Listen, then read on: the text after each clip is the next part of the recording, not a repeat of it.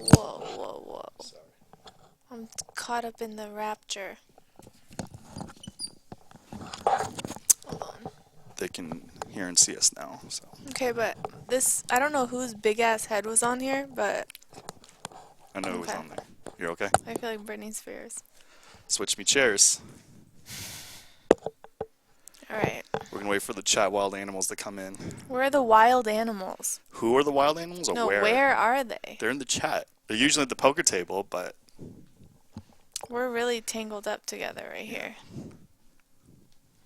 Who was in here last? Who was the last person you interviewed? it wasn't an interview. It was the Friday $1 million cash game. So it was Oh. the commentator. Oh. So I have to like move this to take a drink. Yeah, that's okay. Cheers, by the way. Cheers. Oh, she's solo. He's an alcoholic. No, just kidding.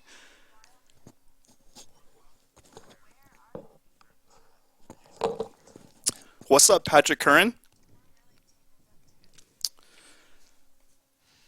Here we are. There we are. Adam Pascal says, "What's up, Kelly?" What's up, Adam? V Takadam Damon 20. Y'all drinking? Yes. Why don't you join us? Y'all drinking, yeah. Let's do a, what's today? Monday? Yes. Moscato Monday. Moscato.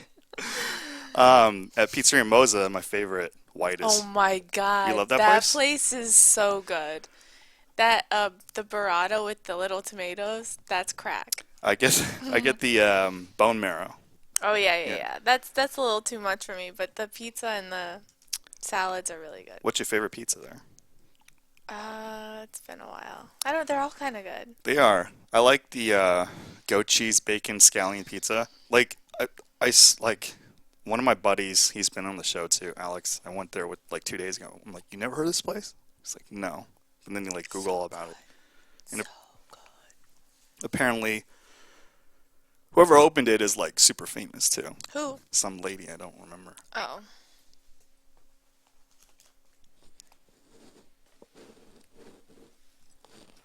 What's up, Pennywise? Oh, so how can I see the chat? Here's the chat. Here's the YouTube chat, and there's gonna be Okay. Twitch chat. Oh So my god, that's a lot. yeah. Thumbs up. Smash that thumbs up button. Smash it. Big Bill 2137 Hey, Big loves you, Bill. Kelly. Aw. You Kel- guys. Kellis Burley says, "Hey Kelly, you're my favorite." Kelsey? It's not Kellis. Oh, Kelsey my bad. Burley. Sorry Hey, guys, I'm Kelsey. getting old. I feel like you can't do a music with podcasts, can you? You 'Cause that would can. be fun. You can, but the thing is, YouTube has the. Oh yeah, that sucks. You're the lawyer here. Jeez. I don't do copyright law. I Mac, was what's gonna ask up? you about that. Oh, is Mac in there? No, but he should be. Hmm. I wanted to punk you and have him call in and not tell you, but he has a meeting. So that would have been fun though. I talk to Mac all the time. yeah, but like he could troll you on air. Those are always like He wouldn't. He the couldn't. close relationships are so like funny, you know? What do you mean? Like he knows your boundaries, how to like needle you and prod you. No, really? He's so nice though. Mac like He is, he isn't. is. He's not like that. The restaurant creator is Nancy Silverton. She did La Brea Bakery in Campanile. Oh, the original? Yeah. Hmm. And now she did Pizzeria Moza and Osteria Moza, which when I'm on Monkey Tilt, I just go to Pizzeria Moza and get like 2 to 3 bone marrows. What's up, Sandy Two Joy? to three? Oh my lord. That's aggressive. Yeah. Yeah. Tight and aggressive professor. That's your style. Aggressive. Sandy Joy asks you, when are you coming on Live at the Bike again? I think you can answer that. I'm coming on the Live at the Bike on Wednesday. This Wednesday with the firm that I work for. Which is? Mac Verstandig's law firm, Verstandig Law. And it'll be the crew of our firm as well as some recent people that are associated with us and affiliated with us, so it'll be fun. Like Barry Woods. Barry Woods is going to be on the show. It'll be awesome. I Awesome. love Barry. Barry's like such a character. He Barry Woods is gonna be playing this Friday too, and then Garrett Adelstein's gonna play, and then Barry's like, "Why don't we reduce the buy-in? So can Garrett play 30 bigs?" And then I texted back, I said, "Against you, Garrett will play 2 bigs." Oh my God. I love Whoa. Garrett. I love Garrett. I will say that when I first started playing poker, like I played, well, somewhat early. I played high stakes in at Commerce, and he was one of the regulars that I played with when I'd fly into town and play cash at Commerce. And he's just like such a Beast mode. fun person to play with. Like he's Yes. amazing, but he also like brings this energy to the game that makes it like enjoyable. It's never like a dull moment with him. That is very true. Cheers to Cheers. that. Cheers That to was an Garrett aggressive. Adelstein. Yeah, cheers, Garrett. Yeah, we're gonna. We should do like a trio, like me and Garrett and you next time. Okay. That'll be fun. And we could do Garrett, you drinking. hear that? Garrett, it'll get back to Garrett. All right. Who in the chat is drinking with us? I feel like Oh we need yeah, to know yeah. who our drinking buddies are. Guys, press 1 if you are drinking with us. Press one. And what are you drinking? What are you drinking? Mind you, by the way, like I really used to not drink that much, and now I've kind of started drinking a little bit more. Like the past 6 months, I'll have some wine or I'll drink some tequila, and this is like new territory for me. So I'm enjoying it. So, what's the reason you started drinking? Legal I work, don't. stress, downswing, just fun, celebrating life. Yeah, like I just kind of, I don't know. I'm a grown woman now, so I enjoy like a nice glass of wine, Oh, hang we out. got a lot of ones. Let's go. Alex Montoya, Germs 88 us. Uh, Japanese whiskey. That's interesting. Jack and Coke. you fancy. You fancy. So, where's our Twitch chat? Your Twitch chat right here. We got 55 on the Twitch. 55, what up? 55. Pocket fives, actually. What am I doing? That's so unwitty. 55. 55. We got pocket fives. Oh, now we have 5-6 in the Let's go. Wait, so Twitch how chat. long's the delay? It's very, very small on Kelly Monday. is so hot in her own way. Oh, thank you. In my own way. What's up, Zephram? Who's that from? Oh, He's just a in the reg. chat. Yeah, Okay. NTT ballet. Who are like the regs in the So many chat? reps. So So first of many? all, Mad Benjamin and Sandy Joy in the Twitch. Zephram's a reg. NTT ballet's a reg. So they definitely know you. Guys, follow her on Twitter. She's the illest, but like it's You spelled know what though? differently. It's so funny. So I was actually on, I hosted a cruise with Lonnie Harwood and Joe Cata, and we did the Norwegian Poker Challenge. And it was funny because one of the players came up to me and was like, you know what? I love your Twitter, but you have been slacking. So I really need to like pump it up. I haven't been as active on social media as I should. I've been traveling a ton for poker, and so yeah, I just like haven't really been aggressive and like I don't know, I've been slacking. So I'm gonna do better. I'll bring out Illis more. All right, the illest, but it's spelled differently, right? It's not just straight up spelled the illest. Well, it's the Illis on Twitter, but on Instagram someone had the Illis already, so I just did the list. Okay, got it, Because like guys. a lowercase L looks like a capital I. Yeah. No, I So got it. it's I like got it. a Yeah, trick. right. It's a trick. So, guys, it's the list on The list. Instagram. So let's get started. This is the PokerCraft podcast on Live at the Bike. I am your host, D22 Soso Wayne Chung. This woman needs no introduction. It's Kelly Minkin, aka my favorite Machine Gun Kelly.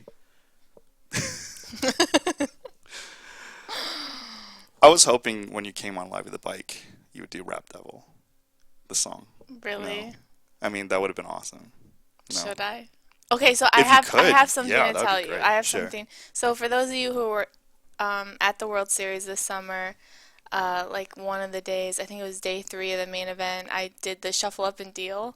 And when I think it was Jack wrote me and said, it was Seth, and he said, "Hey, do you want to do the shuffle up and deal?" I'm like, I have to do something that's unique Right.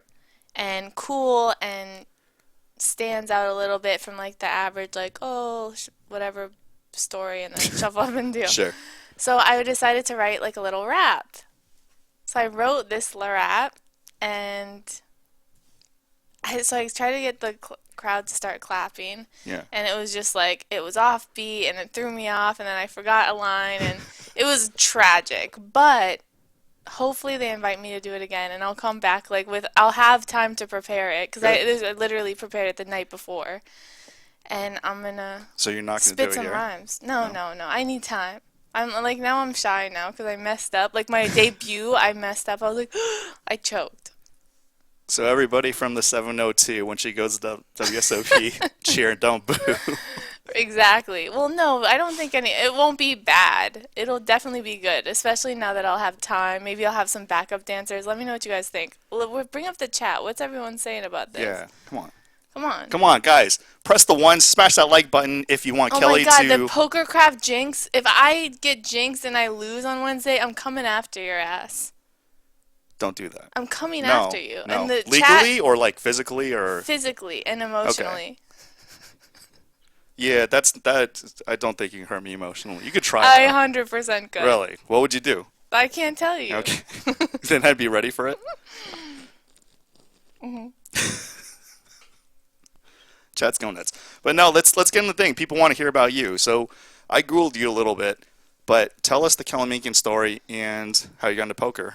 Kelly Minkin story in a nutshell, because I can't tell you the whole story. Sure. But I am one of three children. I have two brothers, Okay. and so I grew up in a very like competitive atmosphere.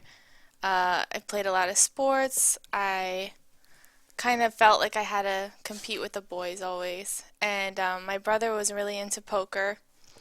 Um, and so we bonded over that, and I remember he lived in LA and I was still living in Phoenix, and when I'd come out and visit, he would be like, "Let's go to the casino." So I actually came to the Bike and Commerce were like the first places I played live. What year was this? This was God, 2010 maybe. Okay. Like I just would come and play. He'd give me a couple $100 and I'd play 1-2 limit or something like that. Like The I three had five no limit, the $2 or $4 limit, 1-2 limit. $1 One $2 limit. $1 $2 limit. Wow. Okay. So that's how I started. I'd like go and play and I was like, "Oh, this is so fun." Mhm. And then I moved to no limit and I was like, "This It's is over. way better." It's over. And then yeah, I was like, "I could do this. I could fuck people up." Hey, can I swear? Yeah. Okay. Of course. Oh no, you're gonna get sued.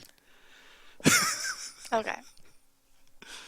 Kelly's beyond character. Beyond character. Beyond. You know Garrett is from Arizona, right? We went to U of A. We Oh, we, you. we Oh, bonded over that. I didn't even know So I have that. a really funny Garrett story. Okay, let's hear it. So, and Garrett may or may not remember this, but I went to play 1020 at Commerce, and I get to the table, I have my little rack, and the seat opens, someone's like, "I want that seat." So I'm like, all right. So that person takes a couple minutes, moves their stuff.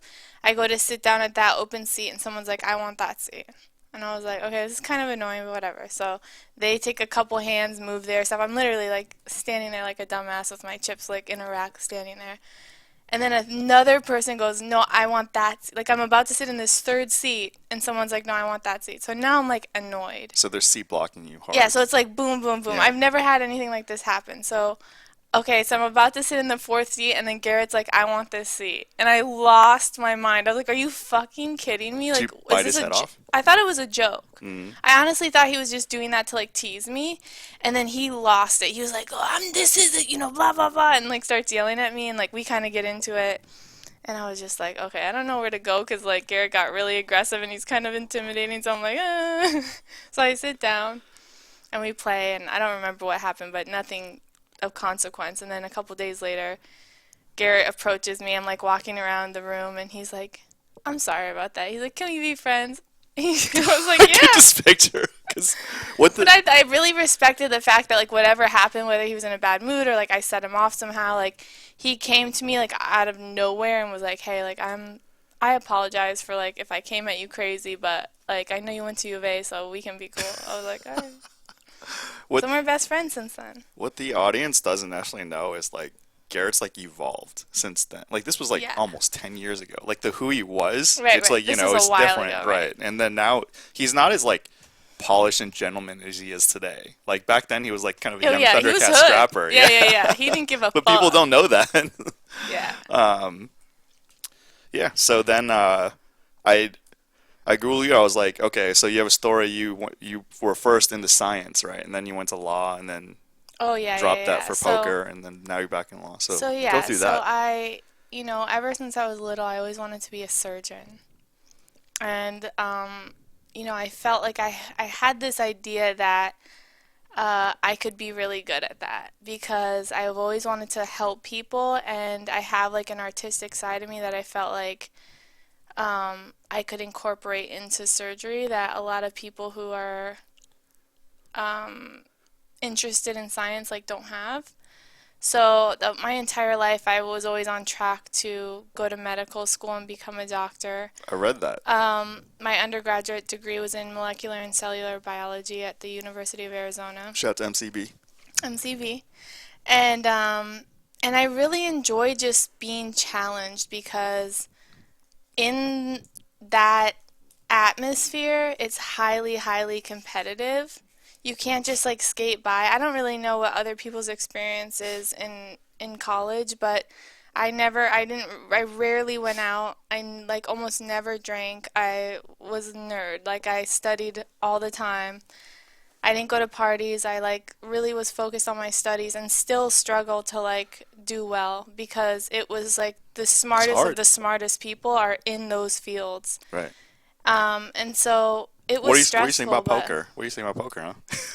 well, so poker is similar in that way, but like this is like a whole nother level, like Right. of competitiveness, like because it's about just your ability and how much effort you put into it is like almost directly correlated with the result. Some not like poker, like a lot of variance and other factors come into like your success in poker. So, from that aspect, like I loved being driven by that. But it got to a point where it was so important to me that I was almost intimidated by it. And so when I came to it was my senior year and I was supposed to be studying for the MCAT and getting ready to apply to medical school, I just kind of froze. And I ended up procrastinating and didn't take the MCAT and then I've procrastinating heard and this story put it on many and on and times. on. And eventually I was like, I remember walking in like the student section of the school. I forget it was called the mall or whatever. And the Kaplan course had like a free LSAT test. Mm, And I remember hearing that this LSAT was like akin to a IQ test.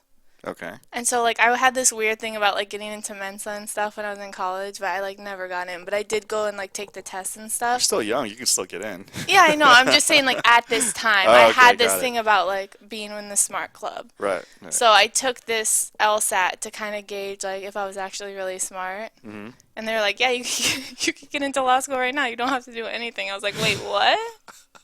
What was your score? It was a 153. Just That when was I took it 160, cold. right?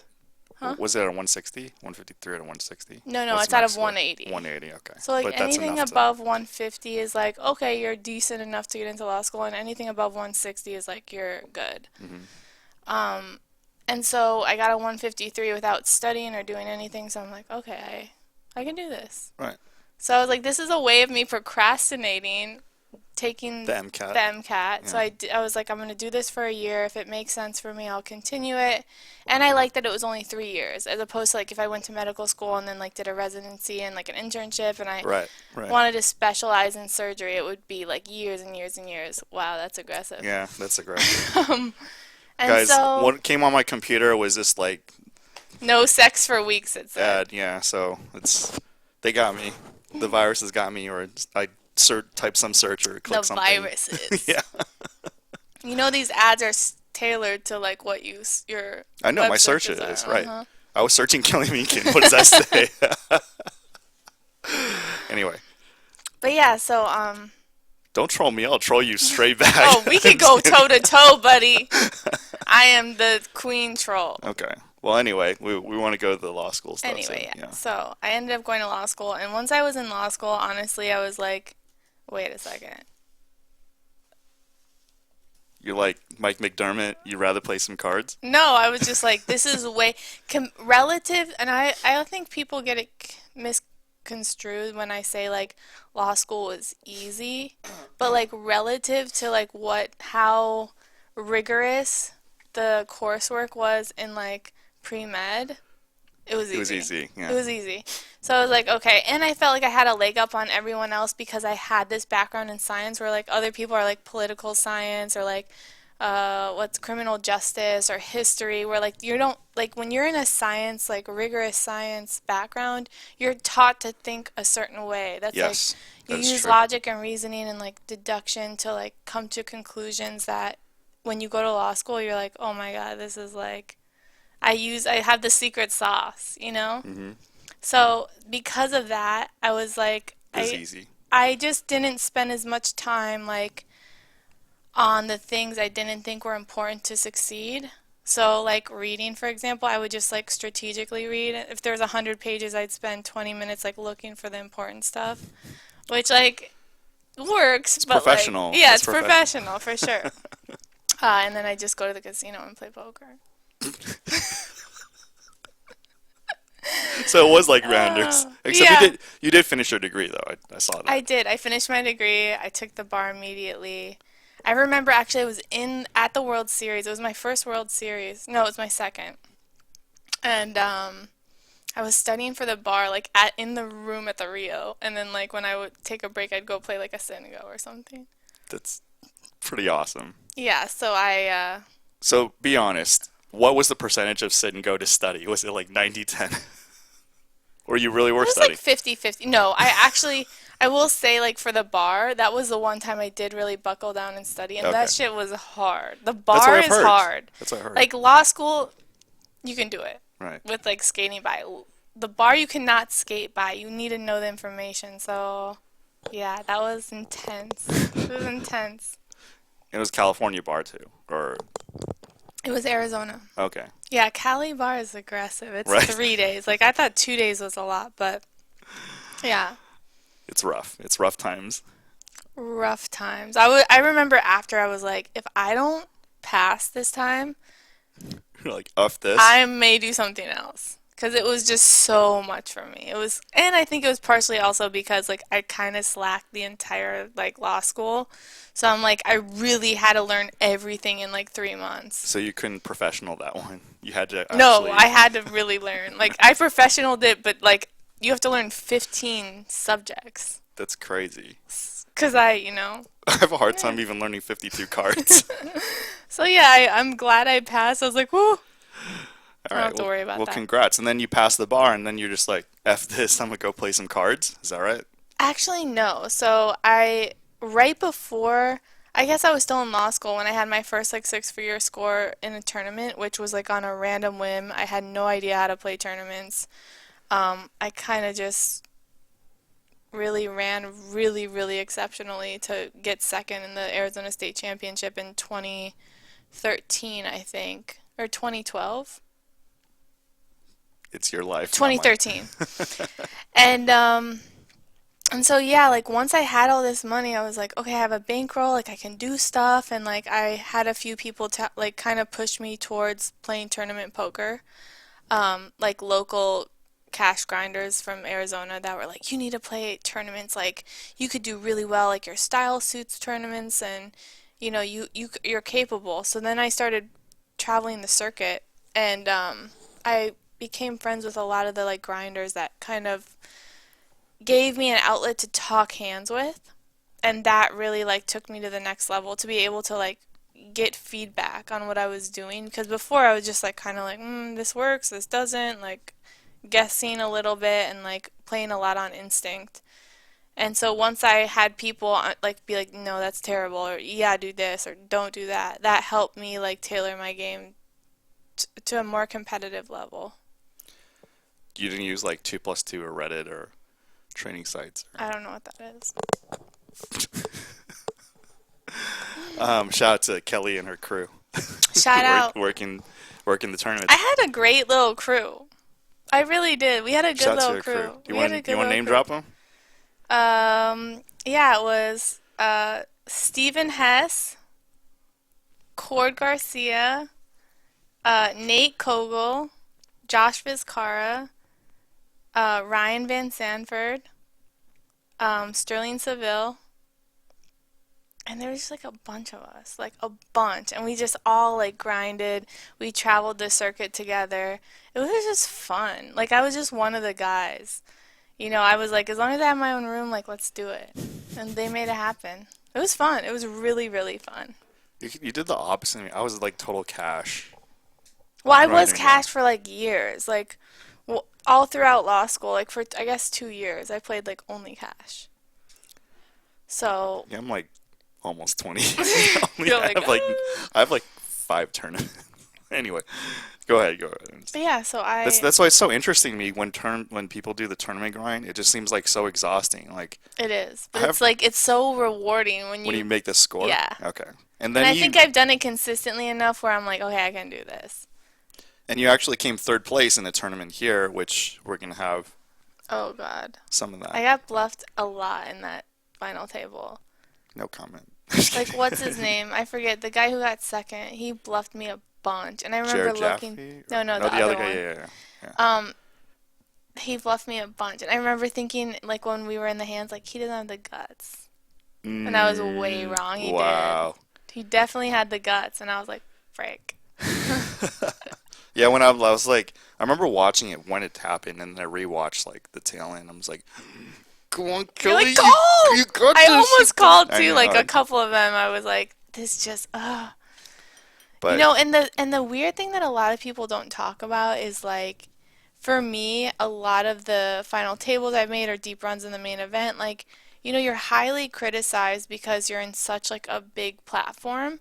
yeah, And so, I made decisions or like things that I felt really good about that may have like from the outside looking in looked like stupid. I mean, you can see the whole cards. It's like Yeah, it's like, ridiculous. okay, she's an idiot, like why is she doing this or blah blah blah. But in the moment, like, and obviously I didn't, especially in 2015, like I had been playing tournaments for like less than 2 years. So like I did make mistakes. But in the moment, I felt really comfortable with those decisions. And so, like, once you're critiqued to such a certain extent, it like puts doubt in your game. And Yeah, so, like, when I was in that position, I'm like, oh, is this right? Like, people are watching. Like, of course, that's in your head, you know? So it's like, would I have done something different had, like, certain other things not happen? Like, maybe. Like, prior to the, getting three-handed, I think it was like 8 or 9 handed, I made, like, a terrible call. I, like, limped ace deuce, blind versus blind trying to trap, and the guy ripped, like, 22 or 24 big blinds. And I was just like, he's fucking has nothing. And he I has like Ace called, Jack or and he something. had ace jack, Yeah, and I ended up beating him. And I was just like, oh. And so from that hand, yeah. that made me doubt from the rest of the final table, like every decision I made. Because I Oh, was yeah, like, I know what you so, mean. Yeah, I made this decision that was so, even though I won the hand, like it put so much doubt in right. my decision making. And that, like, definitely affected my play afterwards. Yeah, that's definitely an underrated thing. Just like when like you're feeling good, even if you're dealt losers or whatever, and you're making the right decisions, then you're okay with it. But then you like What you are you Googling? The second thing that popped up is Dunkin' Donut video. I'm really hungry, dude. I'm seriously hungry. That one looks good, the yellow smiley face. I don't know. Actually, like what happened is I think I installed something on Chrome and like I It's thought fine. As long as, it's okay. I'm searching Kelly Minkin. This is it's coming. Dunkin' Donut and no sex. Great. Who am I? Um, so then yeah, tell more tournament stories. Or Oh, what were you okay. saying? More Yeah, tournament stories? sure. Well, I mean, I'm trying to think. Uh, there was one time, so I went deep. I got third. My first WPT final table was at the Lucky Hearts in Seminole Hard Rock.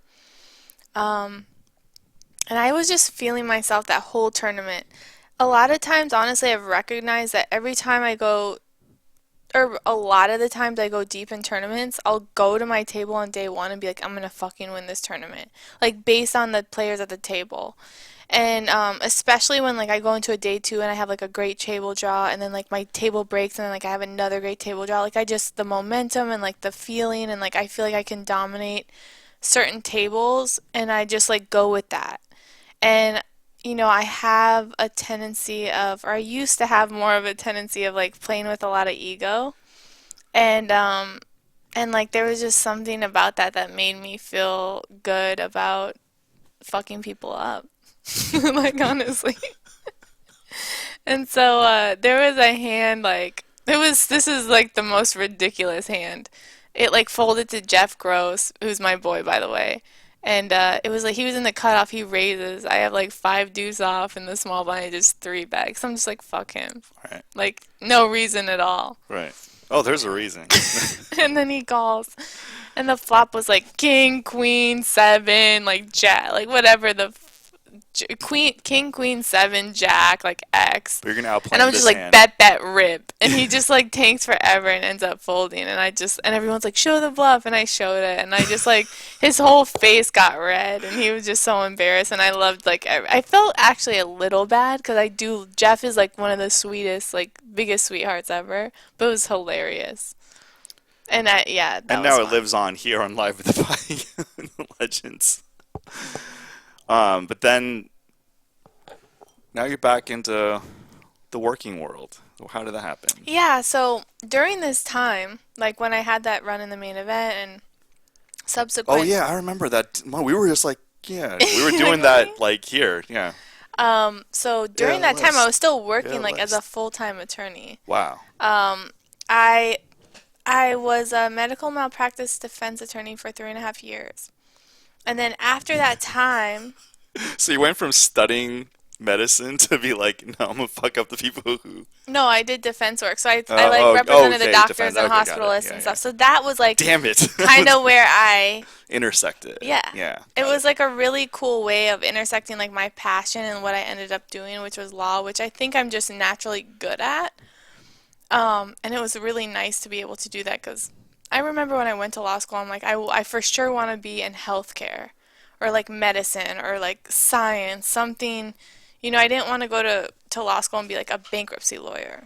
So it was really nice to be able to do that. And that's honestly still where my passion is like, it's so rewarding to help people for me. And to help people that I admire is like next level. Hmm. So that was amazing. And, at some point I hope that I can revisit that in some way. But now, I took, after that 3.5 years, it kind of, my career kind of plateaued because I was spending so much time in poker. I really couldn't like hone my craft as a lawyer. And so I decided, let me take some time off. I've worked like nonstop forever. I never took like a break from school to work to anything. So I took about a year, year and a half to travel. I played poker. Told myself like that summer, which was last summer, I'm like, based on how this summer goes, I'm gonna decide if I'm gonna continue playing poker or not. And I ended up going deep again in the main event. I got 50th. And I was like, I can do this. So then I just put like full throttle. I like took every opportunity I could, which included the Thirst Lounge, which I had an amazing experience. I think Bill Perkins is just like an absolute genius. It was great to like get to know him and get to know the people that were involved. And I just opened my perspective on like what I could do. I really pushed myself to do things that were out of my comfort zone. Like before this, I was like a very introverted, like didn't want to be the center of attention, like to kind of be by myself. Like I've always been kind of a loner, so to speak. Like I'm happy being social, but like I have to turn it off. And I think a lot of poker players can relate to that. But once I got this opportunity last year when I went deep in the main and I got all these opportunities, which I got in 2015, but I said no to a lot of things because I wasn't ready for it. Yeah. And I was focused on being a lawyer. So now I'm like, okay, let's do this. I did like the Joey podcast and I did, the Poker Ghost stuff and all this stuff where, and the Thirst Lounge, and it's like, okay, I can push myself and I can challenge myself and I can grow as a person and figure out if I want to do this or I don't. And so the last year or so has been like a lot of finding out what makes sense for me. And it's been fun just like exploring all avenues. All right, looks like you lived a life. Really, like I feel kind of I don't know what the word is, but like I'm very blessed in like a real way. Like I feel so grateful to have every opportunity I have. I have great friends. I have like a really I'm really fortunate to be able to not only like work with Mac and be able to continue to play poker and like have a family life and have really great friends and like have money in my bank account. Like it's nice. It's nice. Yeah, a lot of poker players don't have money in the bank account. I know, and like I get that, and you know, at any day that could probably change, and I could come back here and be like begging for money. But hey, like right But now, now you're with life's good. Verstandig Logs, so you're good. Shout out to my boy Mac. Shout out to Mac. Yeah, I talked to him a couple days ago, and I was gonna have him call in, but damn, like he had to see about a business deal. Seriously, I want to tell you guys listening now. Like I've been working with Mac for about 4 months now, and he is such a genius. Like the way his mind works is like next level. He's so creative in like his approach and his methodology and his strategy and like how he approaches problem solving. And I really enjoy being able to work with someone who I can like feel like I can learn from in a way that's unique to any other like relate like boss employee relationship. Right, yeah, You know, like that he makes good. sees me as an equal, he respects my opinion, but yet like has so much wisdom to like give out in the world. Sure. No, So if anyone has any like legal issues or dilemmas or future potential dilemmas, hit us up. yeah, that's basically what I did because Mac knows. Mac's one of the few people who knows like the stuff I'm doing. So I'm like, this is gonna happen, and then he's like, okay, so this might happen, this might happen, this might happen. I'm like, so if that bad thing happens, can you take care of it? He's like, yes. I'm like, done. Done. Done. He really is like and he's a good person. Like Is he? I'm just kidding. I'm he joking. genuinely cares about his clients. Like Yeah, the amount of like time and effort he puts into stuff is like really exceptional and I admire that a lot about him. fucking donuts again. $50 gift card, Dunkin' Donuts. Who in the chat wants one? Pull up the chat. Let's talk to some of our Hey, friends. chat. She's Kelly's got wearing eyes on iron chat. jorts. What's a jort? I don't know, but you could stand up and show. Are these jorts? I don't know. There's like ripped. Ripped. It's We like Tim being ripped. Tim 123 in the floor is a reg. 007 AZ 123 is old school reg. Mad Hatter, of course. Brian Kelly, Eric what does Hockey. rain really smell like? What does Nacho cheese. you had that one in Twitter, didn't you? I remember that. What? Like nacho cheese, something? Huh? No? I have no Never mind. idea. Kelly, what does... Okay, wait, I read that. So, what other questions we got? Can we have like the moderator spit us out questions like Yeah, Patrick, I know you're in the Patrick, mix. what up? What up? He does all the YouTube vids. So when Who? Patrick Hearn, Oh yeah, Patrick, the yeah, redhead. yeah. I love him. Hey, Pat. Pat, she loves you. He knows that though. There's We talk. there's the one where you're like flexing, and we're gonna play that in a bit. I'm like, Oh, you can't see because of my sleep. yeah, but You yeah. see that like little poke? Mm. I was like, yeah, cuteness confirmed. Has someone put a ring on it yet? I mean, just like, that's a lot of rings. Shout out to 7 rings. Oh yeah, I want it. I got it. Oh my gosh, You're this is great. babysitting. All Hurry right, up. all right. Uh, they're talking about your dating life. You want to comment while I Is Kelly catch up? Spraggy? That's not me. I'm not dating Spraggy. I don't know him. But shout out to Spraggy. Yeah, I do have a boyfriend though. It's not him. Guy, put a ring on it, man. Look at that. Look at that. Put a ring on it. And Put a ring. when she has the part when she's like flexing stuff, I'm like, dude, you better put a ring on it. That's like, Right? yeah, it's like she's one of a kind. Where's your ring? What? What do you mean? No one wants this. What do you mean? I love nacho cheese. Guys, if you want to insult her, do it here where she can just like respond real time. Yeah, you Love this guys, stuff. bring the insults. Let's Thank you, hear thank it. you. Let's do what is the thing on Jimmy Kimmel, like mean tweets for Oh something? yeah, yeah, We should do that. yeah. If you guys have mean, oh we should like Marley and Novocaine Poker read mean tweet or Oh, mean really? comments on Live at the Bike. Novocaine Poker, oh my god, she's epic. She's awesome. Yeah. She's so awesome. Shout out to Alex. Shout out to Alex. It's been a while, Alex. What's up? Yeah. She's Alex, like come too on. good for me now. What? What'd she do? She's just cool. She's fucking cool as fuck. Like she just walks in the room and everyone's like, "Who is that?"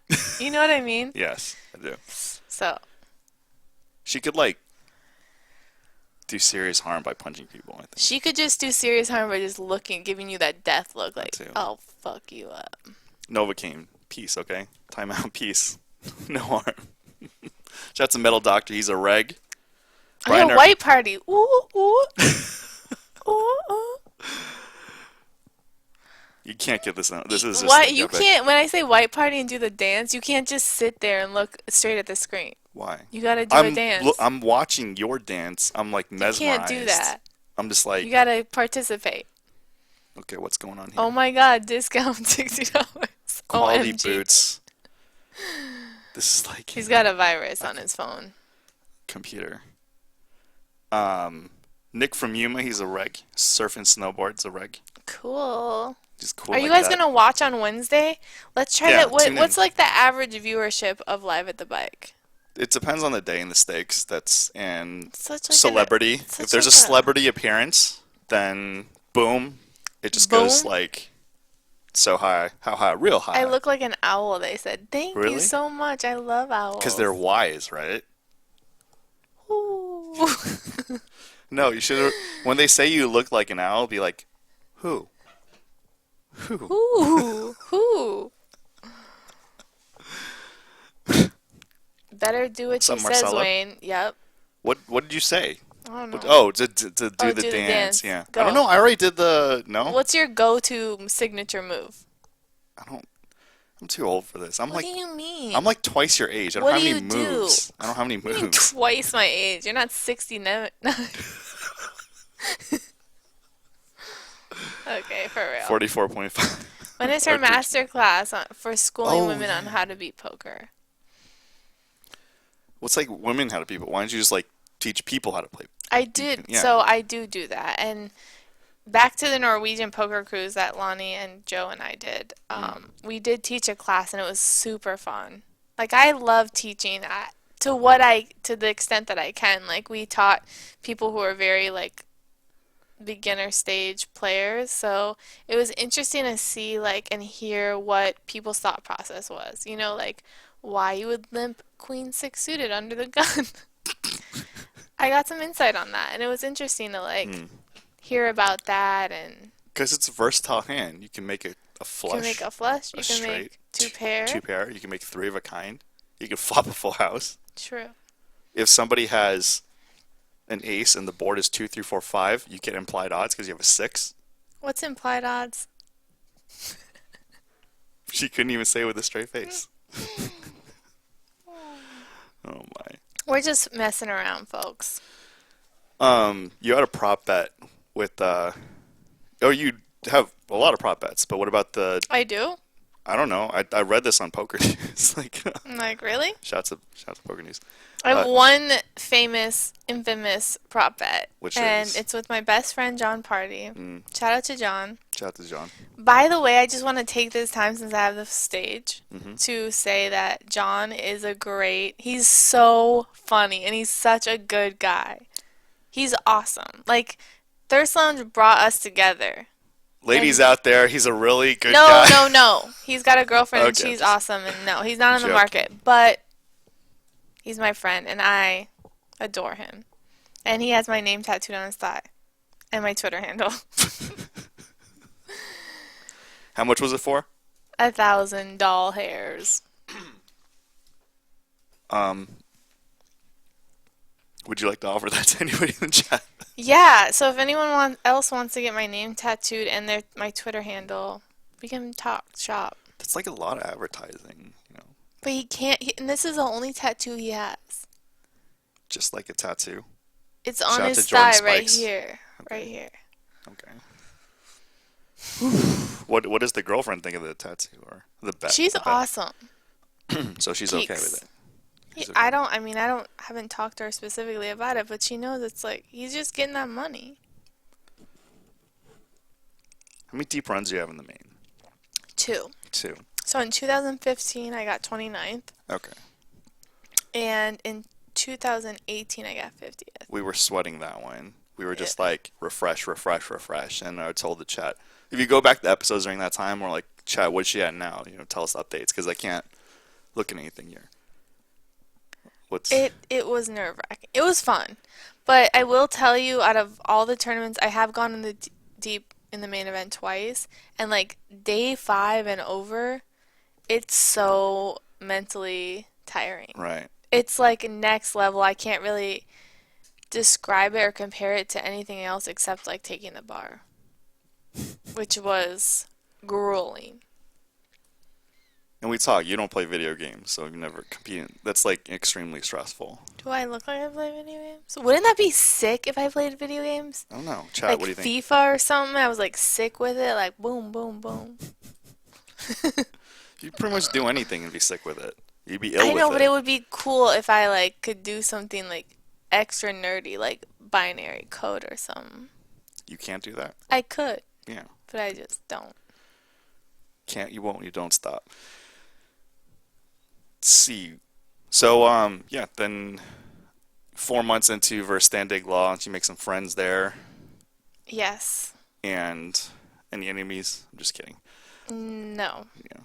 The workplace is a great workplace environment, and like I said, it's just good all around. And it's nice to have people who are not only good people but freaking good at what they do and super smart. It's not common, especially in What are you saying law. about poker?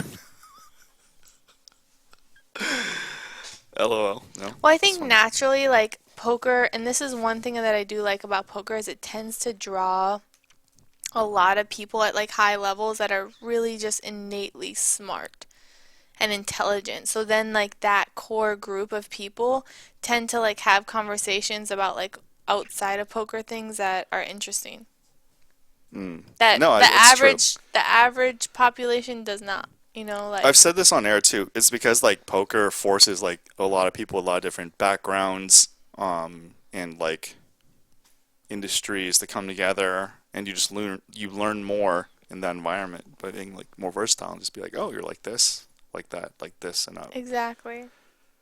are there any stereotypes for like lawyer poker players that you want to bust?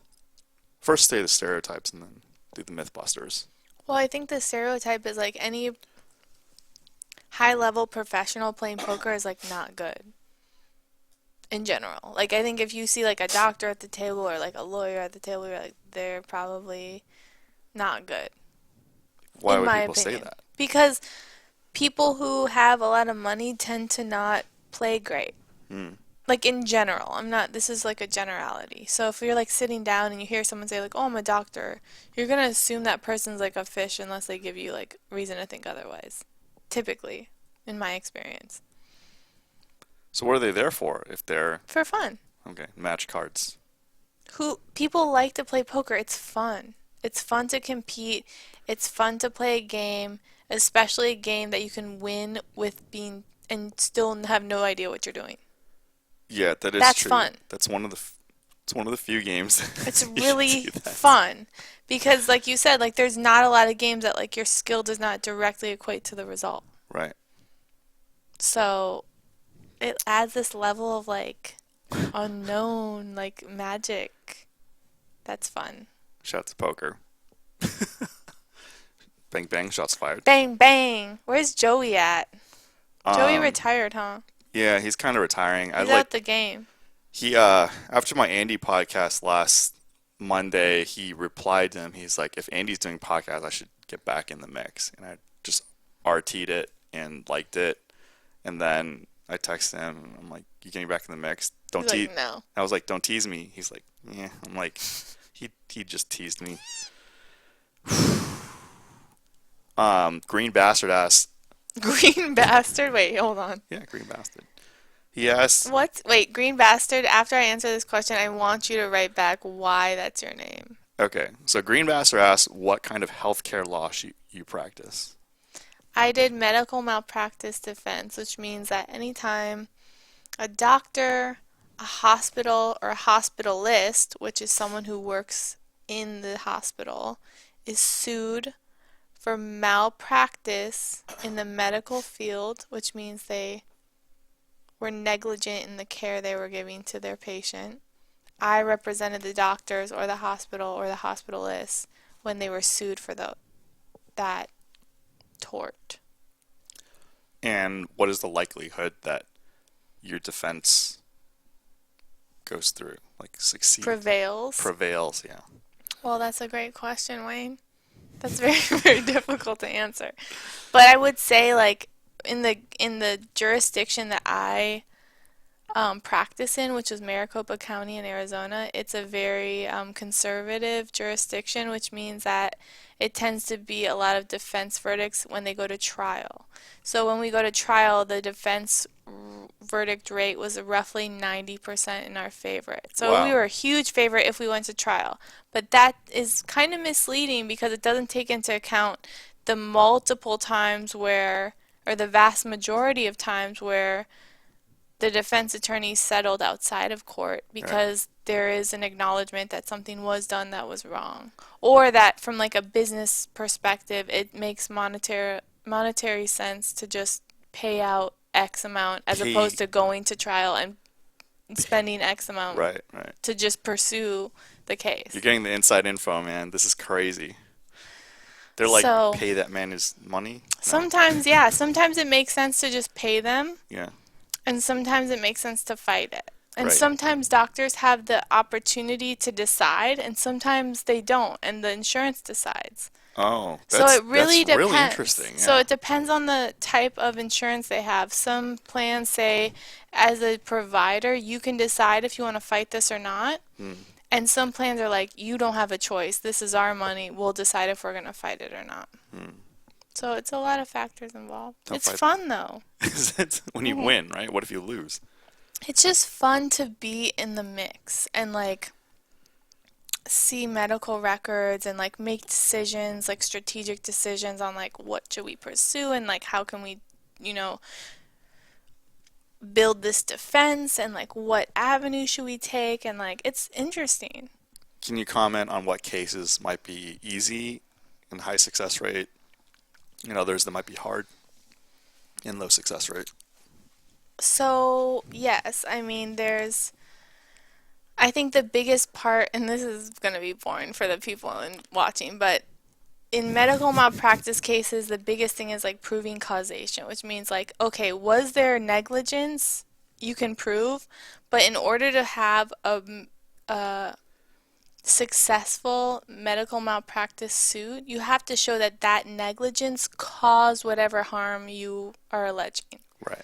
So, like, if you go to a doctor and they have take an x-ray and they miss something, right? They That's misread their cards. negligent. Yeah. But if it didn't cause harm, Then it's all then good. we don't owe you money. Right. You have to show that whatever we did to mess up caused Actually a did harm. something. Right. And that's hard to prove. Right. So if I fold winner but nobody saw, then I can't. You just said that You're there might be done. audience to be You're boring. done. Okay, let's see. The Wayne move. Ply them with wine. Feed them Korean. Where's a Korean barbecue? Do you want to go? We're step one. What do you mean? The Wayne move. I'm only getting one of three. Don't listen to Wisco Inferno. He's trying to throw me under the bus. It says cost of living in Phoenix used to be good. It is now exploding due to California people invading. This is true. My house like appraisal has gone up like 100%. So you benefited. Oh, 100%. Shout out to 100% times two. What foods do you like? I What mean, you food? yeah, you obviously knew Pizzeria Moza. I love seafood. I like sushi. So you like eating my kind. I like Mexican food. Okay. I like Taco Bell. I'm I'm not pretty gonna lie, diverse. sometimes I do crave Taco Bell. Dude, Taco Bell is the I'm not best. gonna lie.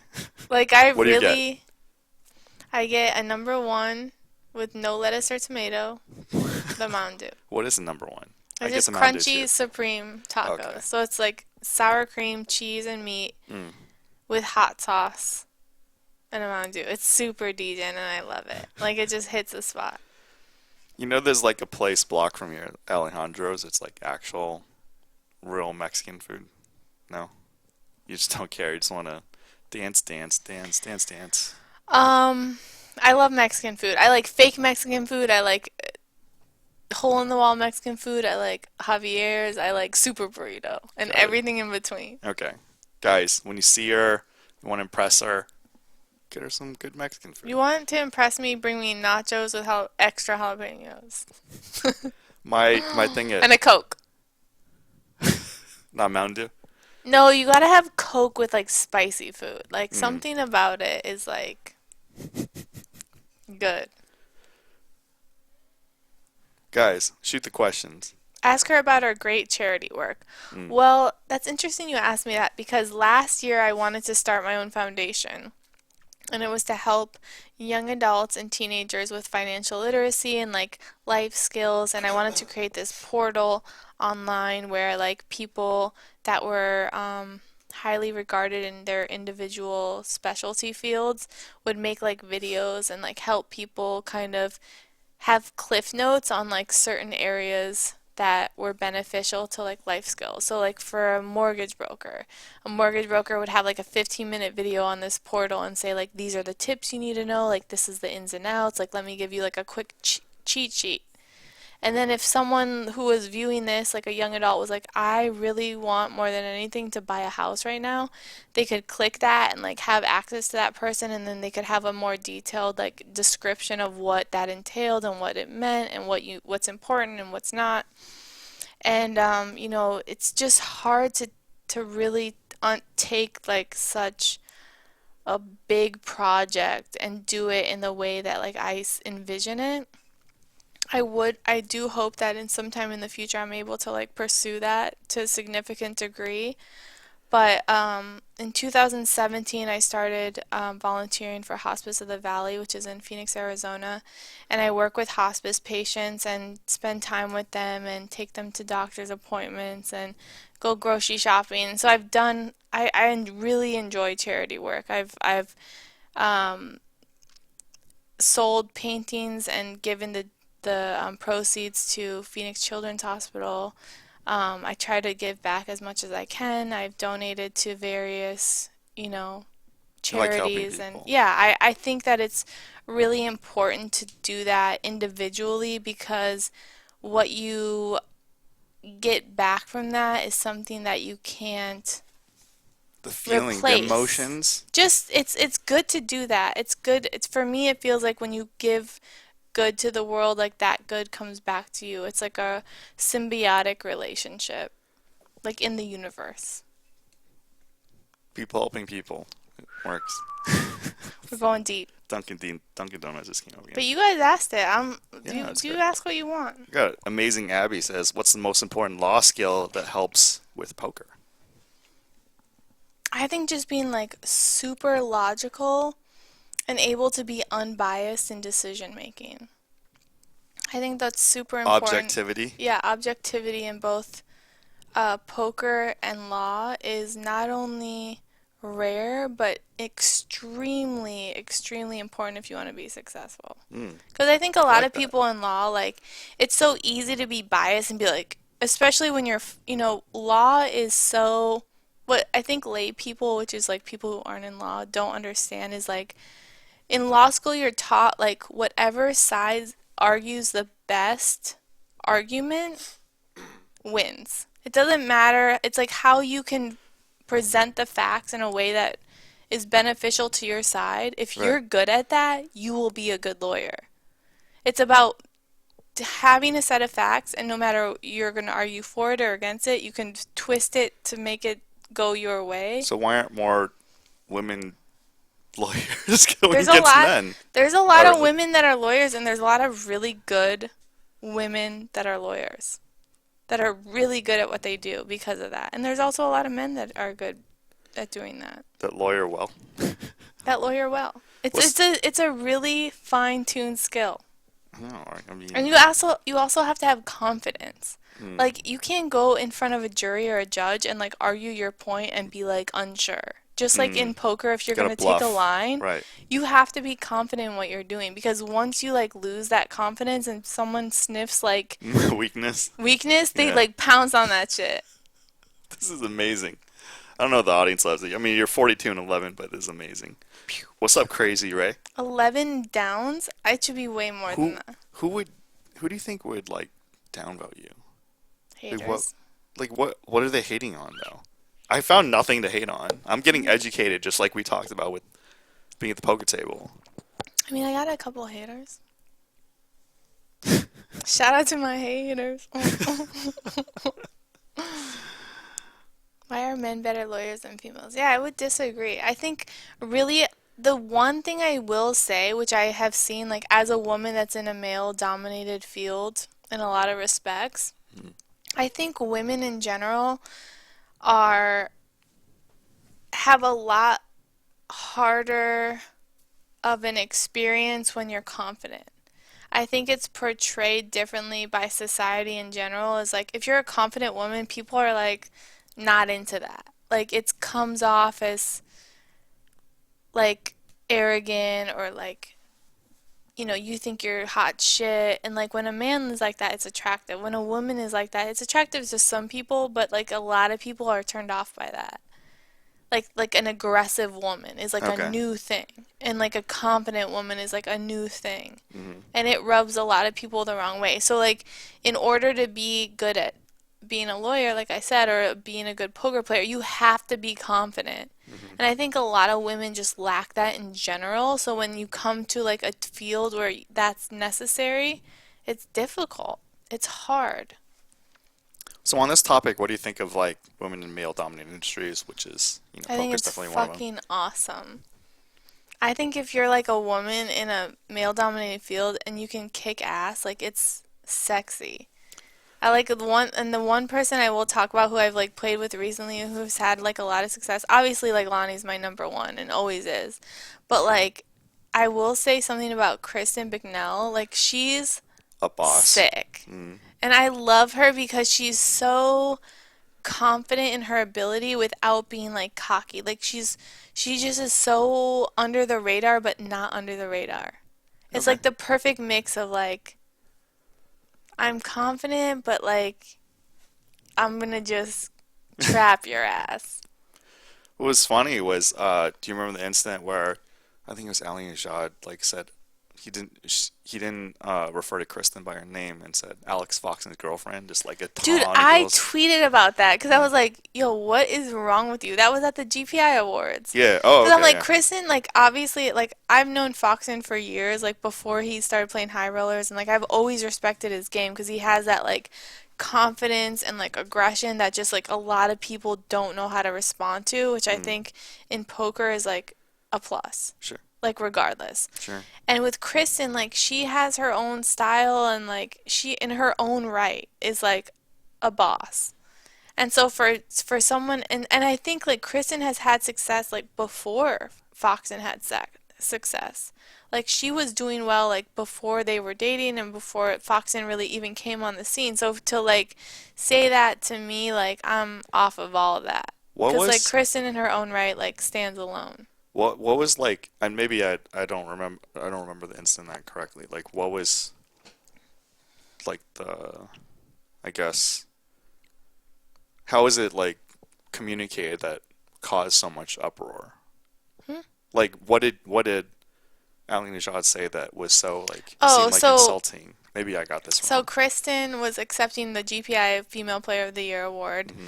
and Ollie's like and Alex Foxen's girlfriend Oh, Kristen okay. That McNeil. that's not good. I was Yeah, like, no. that's not good.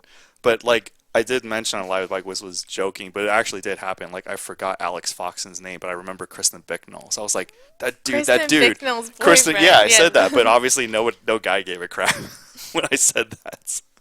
But still, I mean, No, when you're I get accepting a it. award, I totally understand. Like Yeah, for definitely sure. their own identity, but um, You're in jeez, trouble. he like doesn't get it. Anyway, can you entertain the audience for a Doesn't couple? get it. Yes, okay, so let's go to some questions.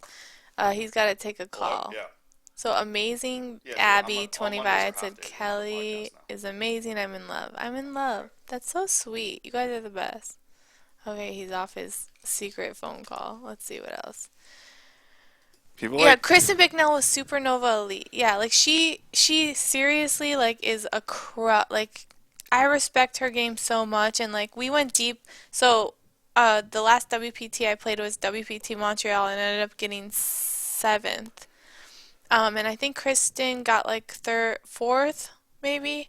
But like I played with her and she's so poised and composed and like her decision making's on point. Like, and she's such like a breath of fresh air because she like still is like sweet and like nice to everybody, but she like fucks people up, and that's like awesome. Like I love that dichotomy yeah. because she comes off as like sweet and she's nice to everyone and she smiles and she's cute and she's like petite, but she will fuck your ass up, and that's awesome. Shout out to Kristen. That's like kind of especially if you're like in sports or just like games and competitions, like you have to separate who you are in like kind of real life and like when you're competing. That's like something that, people who compete hardcore just definitely For don't know. sure.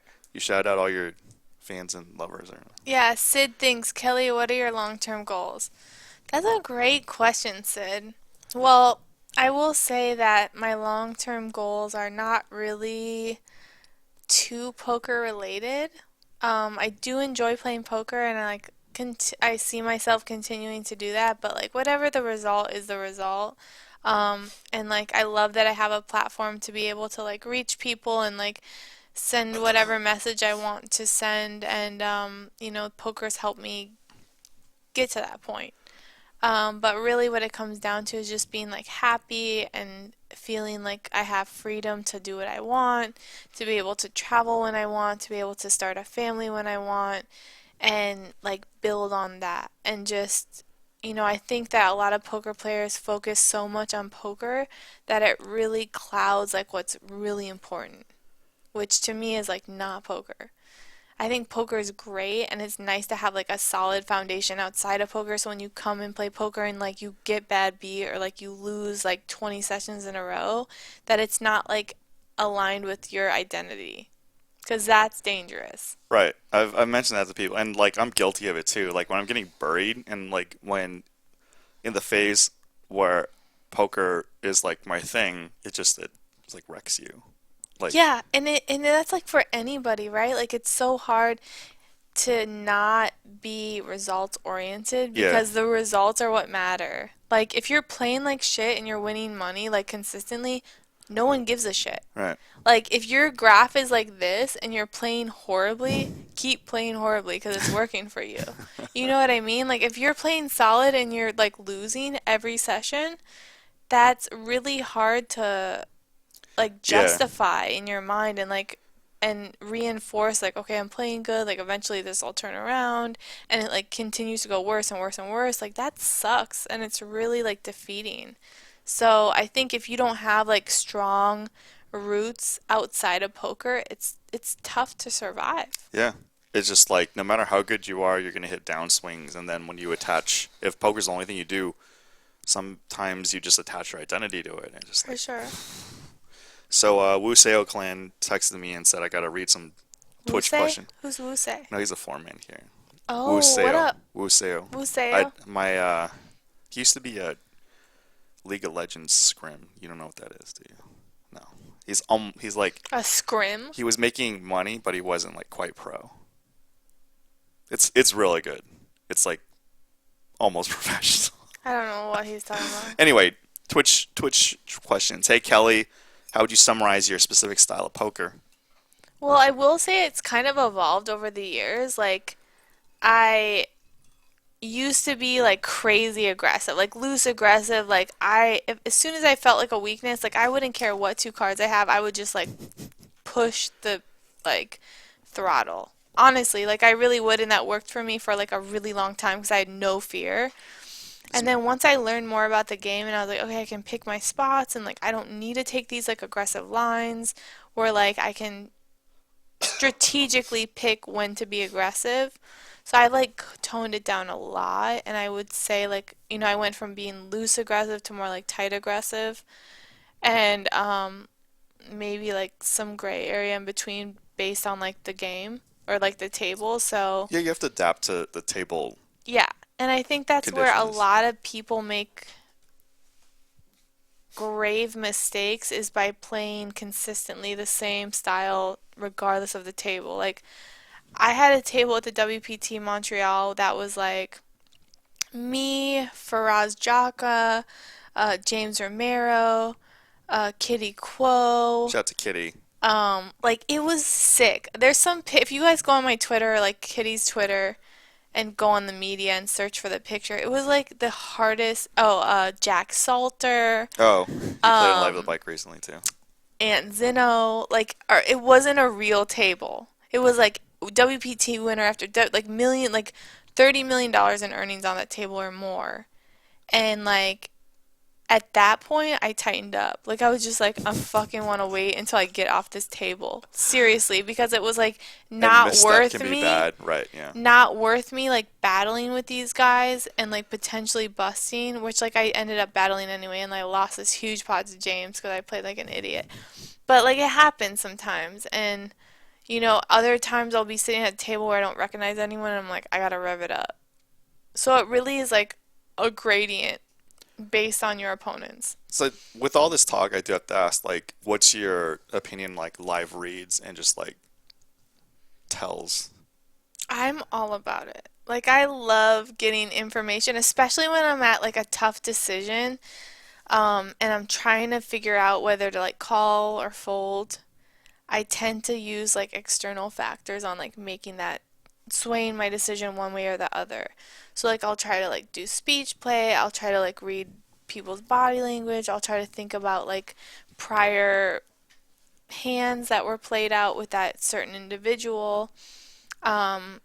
All of those factors I think help me make game time decisions where it's like, okay, it's do or die. And I think honestly, playing in the WPT Montreal and having that 30-second shot clock like definitely hinders that ability to really like think about live reads.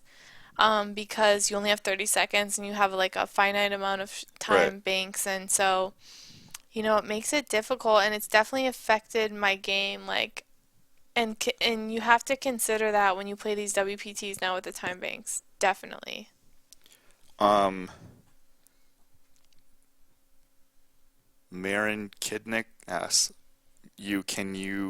or what's your morning routine? My morning routine? I don't really have a morning routine. When I went to work every day, I used to like wake up, I'd like brush my teeth, I'd get ready. Like I had a routine more so, but now that like I kind of wake up and do what I want every day, like I don't have a routine. So sometimes I'll wake up and I'll stay in bed, sometimes I'll wake up and shower, sometimes I'll wake up and eat, sometimes I'll wake up and go to the gym. Like I don't, it really is not a routine, and that's nice because like prior to the past couple years I've always had like a strict routine. I woke up, I went to school, I woke up, I went to work, I woke up and I did something immediately. And so I feel like I've been able to indulge in the fact that like I don't have to do anything. And I think a lot of people take for granted, like, we live in this society where like productivity is so like highly regarded as something that's like a strong attribute, where like I feel like it's the opposite. Like you don't this like strong intense feeling that we have to be productive at all times is like such a fallacy, because if we let go of this idea Hmm. that like oh laziness is bad, like we're all programmed to think like if you're not doing something you're lazy and you're not motivated and you're this and you're that. But it's like I've worked my ass off for my entire life, and I've spent like, the last 2 years or so like kind of winding it back. And like I That's should okay. enjoy it. Yeah. If you're able to have the ability to wake up and not go to the office and not immediately have to do something to make money, like you're one of the very few people that's able to do that. So like why feel guilty about it?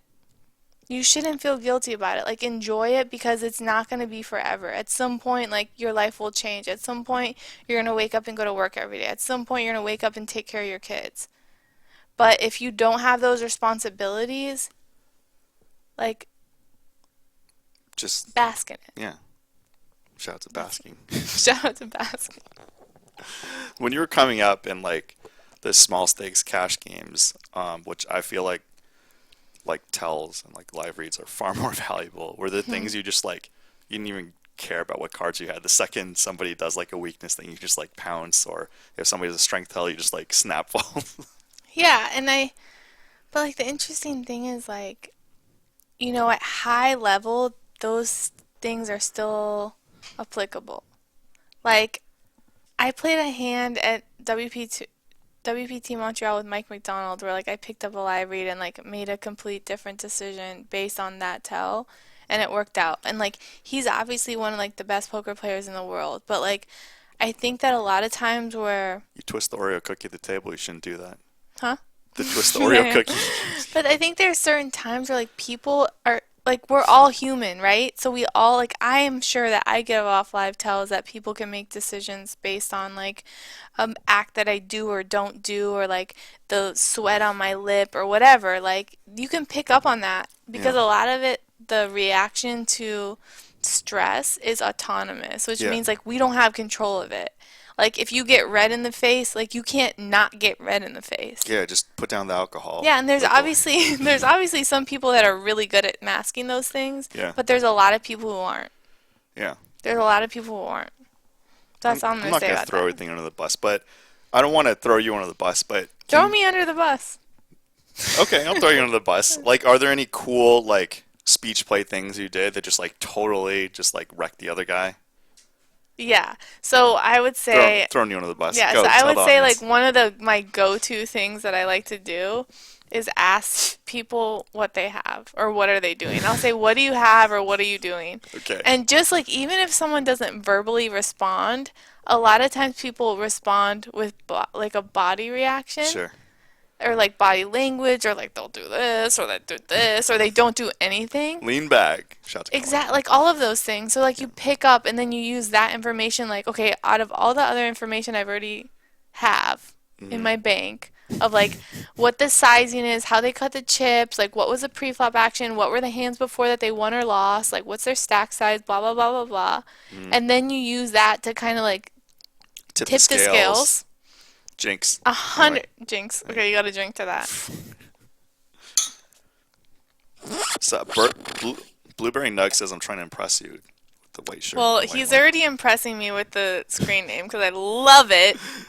No, he said I'm trying to impress you. But he's Blueberry Nugs. You got. She's impressed. She's impressed. Yadaraj. Nobody sees these comments. Sorry, guys. There's like two chats. I'm like toggling. Yeah, okay, okay. Send more. If you haven't gotten your question answered, just write. Wait, aren't we gonna get call-ins? Yeah, but I turned off Skype because people call in prematurely. But we're gonna go over your hands and then we'll take call-ins. Is that okay? All right, guys. We're gonna go through our hands and it's Kelly Minkin. We could talk for like a bajillion years. So no more dancing. We're doing. Okay, sorry. Okay. So, if you guys didn't know, this is Kelly Minkin. When she wasn't Machine Gun Kelly, she was BB Gun Kelly. BB. Drinking though. I know. He's been taking. Oh, I should tell you the Machine Gun Kelly some hand. stuff that doesn't Why I work got right. that nickname. Because Okay. I dubbed Well, this is Machine BB Gun after- Kelly, Drugs, you I don't want even to- remember this. and this is like Yeah. That's a good lesson for everybody out there, by the way. Brian If has you're the taking 5-7 prescription of drugs, diamonds, do and not he's gonna drink. raise it up. This is epic. I know. This is how I OG love you my are. sunglasses. What year was It's this? So we 2014. get a raise here from Brian. Let's go. It's- I was Number like eight, getting Kelly, like your hands, three and I was like, bets. So you oh got a my raise under gosh, the gun there's something plus from two, Kelly in the 2014 hijack. LATB. That's Is, so And look at he just wow, like tosses the Brian chips, and you're like, Campbell I have shit. kings. And this is just, yeah. I Wait, just, what happened? Brian Shout just out set to- for shout in. out to Tuckman. no, a Wait, did raise he from crawl Brian. all Kelly in? 3 He bets. he Brian shipped it basically- on you, and then 7 high. Yes. you Well, Brian thought snapped. Kelly was making a move. Was there a stack size? Show has Tuckman 400 and Oace, shout out to Are we Oace betting and with that Tuckman, sex said that You know what? Some he people- thought you were making a move, or maybe he was suited. I don't know. 4? No. I win. Yeah, What is you won. going on? Wait, so why are we showing this hand? To show how old school and how badass your glasses were. Oh yeah, I'm sick with it. I'm sick with it. She was ill even back then. Ill. What are you talking? Dude, Ill Bill. She's ill. Do you remember Brian? I have Yes. put over 2,000 hours. She's like, what are you doing, dude? What are you doing? This I'm like, game- what is wrong with you, bro? Do you hate money? I was like, dude, it's 2014. You can invest in Bitcoin. You know what's going to happen in a couple of years. Oh shit. Why do you think I'm playing this game? All right, next hand. This is BB Gun Kelly, and now she's Machine Gun Kelly. Actually, Boom. you get cooler Oh, so this hard. is so fucked up. Yeah. I got wrecked this session. Yeah. And then like I ripped Cooler, runner to cooler. straight, and then Garrett G-man. runner to a flush. It was A- so a sick. 5 black cards. Yeah, it was gross. This is a cooler too. You have top 2 pair, and Andy has. He was I'm looking like the wettest board of all time, and I just like check called the entire way. yeah. He I literally just check called the entire way and got fucking wrecked. Like, why can't the board pair? Where's the 7? Where's the 5? you didn't have 5 on it. Andy found that third 3. You know what It's though? really hard I to find like that third Andy's great. Yeah. I had him on last week. He like crushed viewership records. It was insane. I knew it was gonna be hot, but I didn't know. Like yours, I just expected to be super. Like whatever. She's gonna crush it. I'm like that changes nothing. Let's go. You have deuce 4. I wish. What are you thinking here? You're just like, just not laying it down. I think I might have been commenting this one. I don't even remember. But I'm just like, dude, this is such a rough spot. Like, how do you even? I don't love it, but I don't hate it. You know, it's like Hated to love it. The chips are going in. it's so annoying to have like a lot of money behind in this spot. Yeah. Like I have like 10K and I'm just like, fuck, this guy's like betting like just barrel. And then I think he rips on me on the river, right? Yes. I know this sounds kind of weird too, but I feel like we've all been in situations, whether it's like tournaments or cash, where you can feel the momentum like away from you. Yes. And you just know like you're never good. Like as strong as, like even if you flop the nuts, you're like, I know I'm going to get sucked out on, or I know I'm going to get counterfeit or whatever. Like, and it just happens because like I feel like when the momentum's in your favor, you go with it. When the momentum's not in your favor, you should like you like pull the reins in. Yeah. I mean, yeah. It's like a lot of it is like intangible too, like your emotional state. Oh, So no Vegas in the freaking I cried all the way home that night. Over No. this hand or, I'm or just both kidding. hands? I've never make up a cried good in story. poker. Never make Should up, I? I've seen be- like man, who asked me this question? Somebody asked me a question. Have you ever seen somebody cry at the poker table? And I was like, yes. I've 100% seen people Yes, cry. I've me made too. people cry. And I've consoled people who I've made cry. Wow, that's brutal. Like, was it over poker or did you Yeah, like it was reject them? over, like, a okay, it wasn't hand. like No, Kelly like. No, I was just want like, it- I want I your was number to his one for immediate again. left and I was just fucking him up. And he was like, he started tearing up and I was like, it's okay. I'll stop.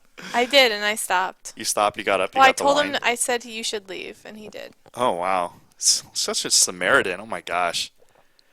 So this To is me, the like, brutal. it's not fun if the person doesn't have any fight in them. Because then it feels, like, gross, you know? Right, Like, I right. want, they gotta fight back. If they don't fight back, then I'm not gonna, like, kick you when you're, like, unconscious. Wow, that's so deep.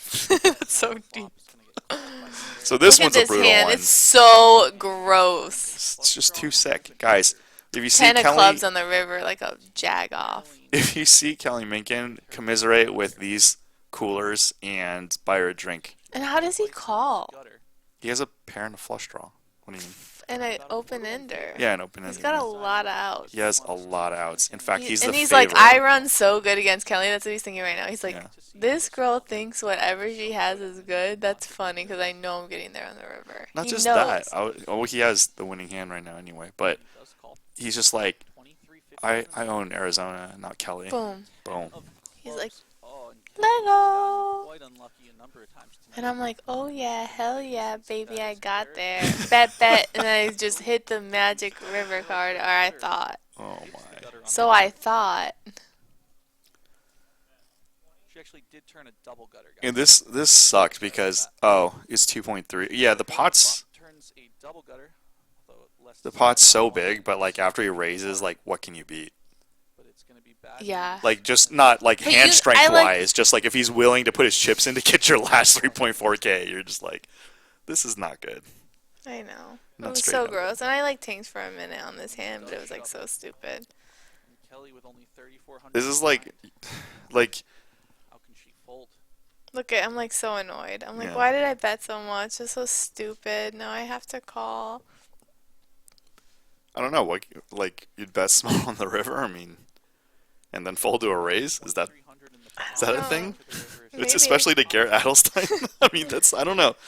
It's just like a lot of theoretical things with Garrett Adelstein's like, okay, what if he soul reads you and you're just like, you can't do anything. So annoying. He runs so good against me. And I know everybody says that, but Yeah. literally like hands like this have happened with me and Garrett so many times. It's like, but It's fucking nuts. Like I remember I played, this was in 1022. I like flopped the set or like the nuts or something so strong I would just check, and he was betting so big I was just check call, check call, check call. And like runnered some like ridiculous hand against me for like my entire stack, and I was oh, like, man. Shout how? to inducing Why? When? inducing to lose How? maximum. What Frick. are you thinking? What are you I'm thinking? just like, I cannot believe I'm in this spot right now. Like, what the fuck? That's what I'm thinking. It's multiple time chips.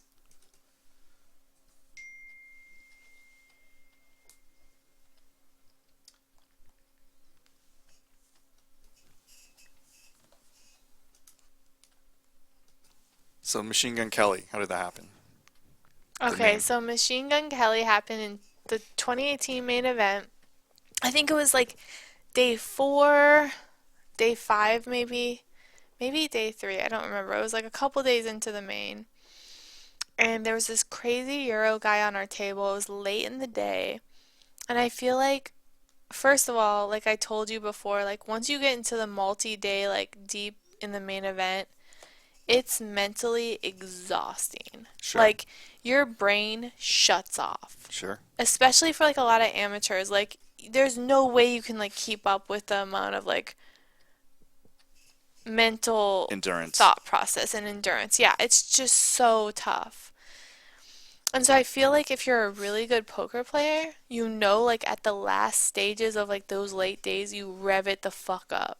Like there's just so much money to be made, like Yeah. directly and indirectly by like playing really aggressively in the late stages where people are just like, I just want to bag, I want to go to sleep. Right. Seriously, like, because I believe feel you, that way. yeah.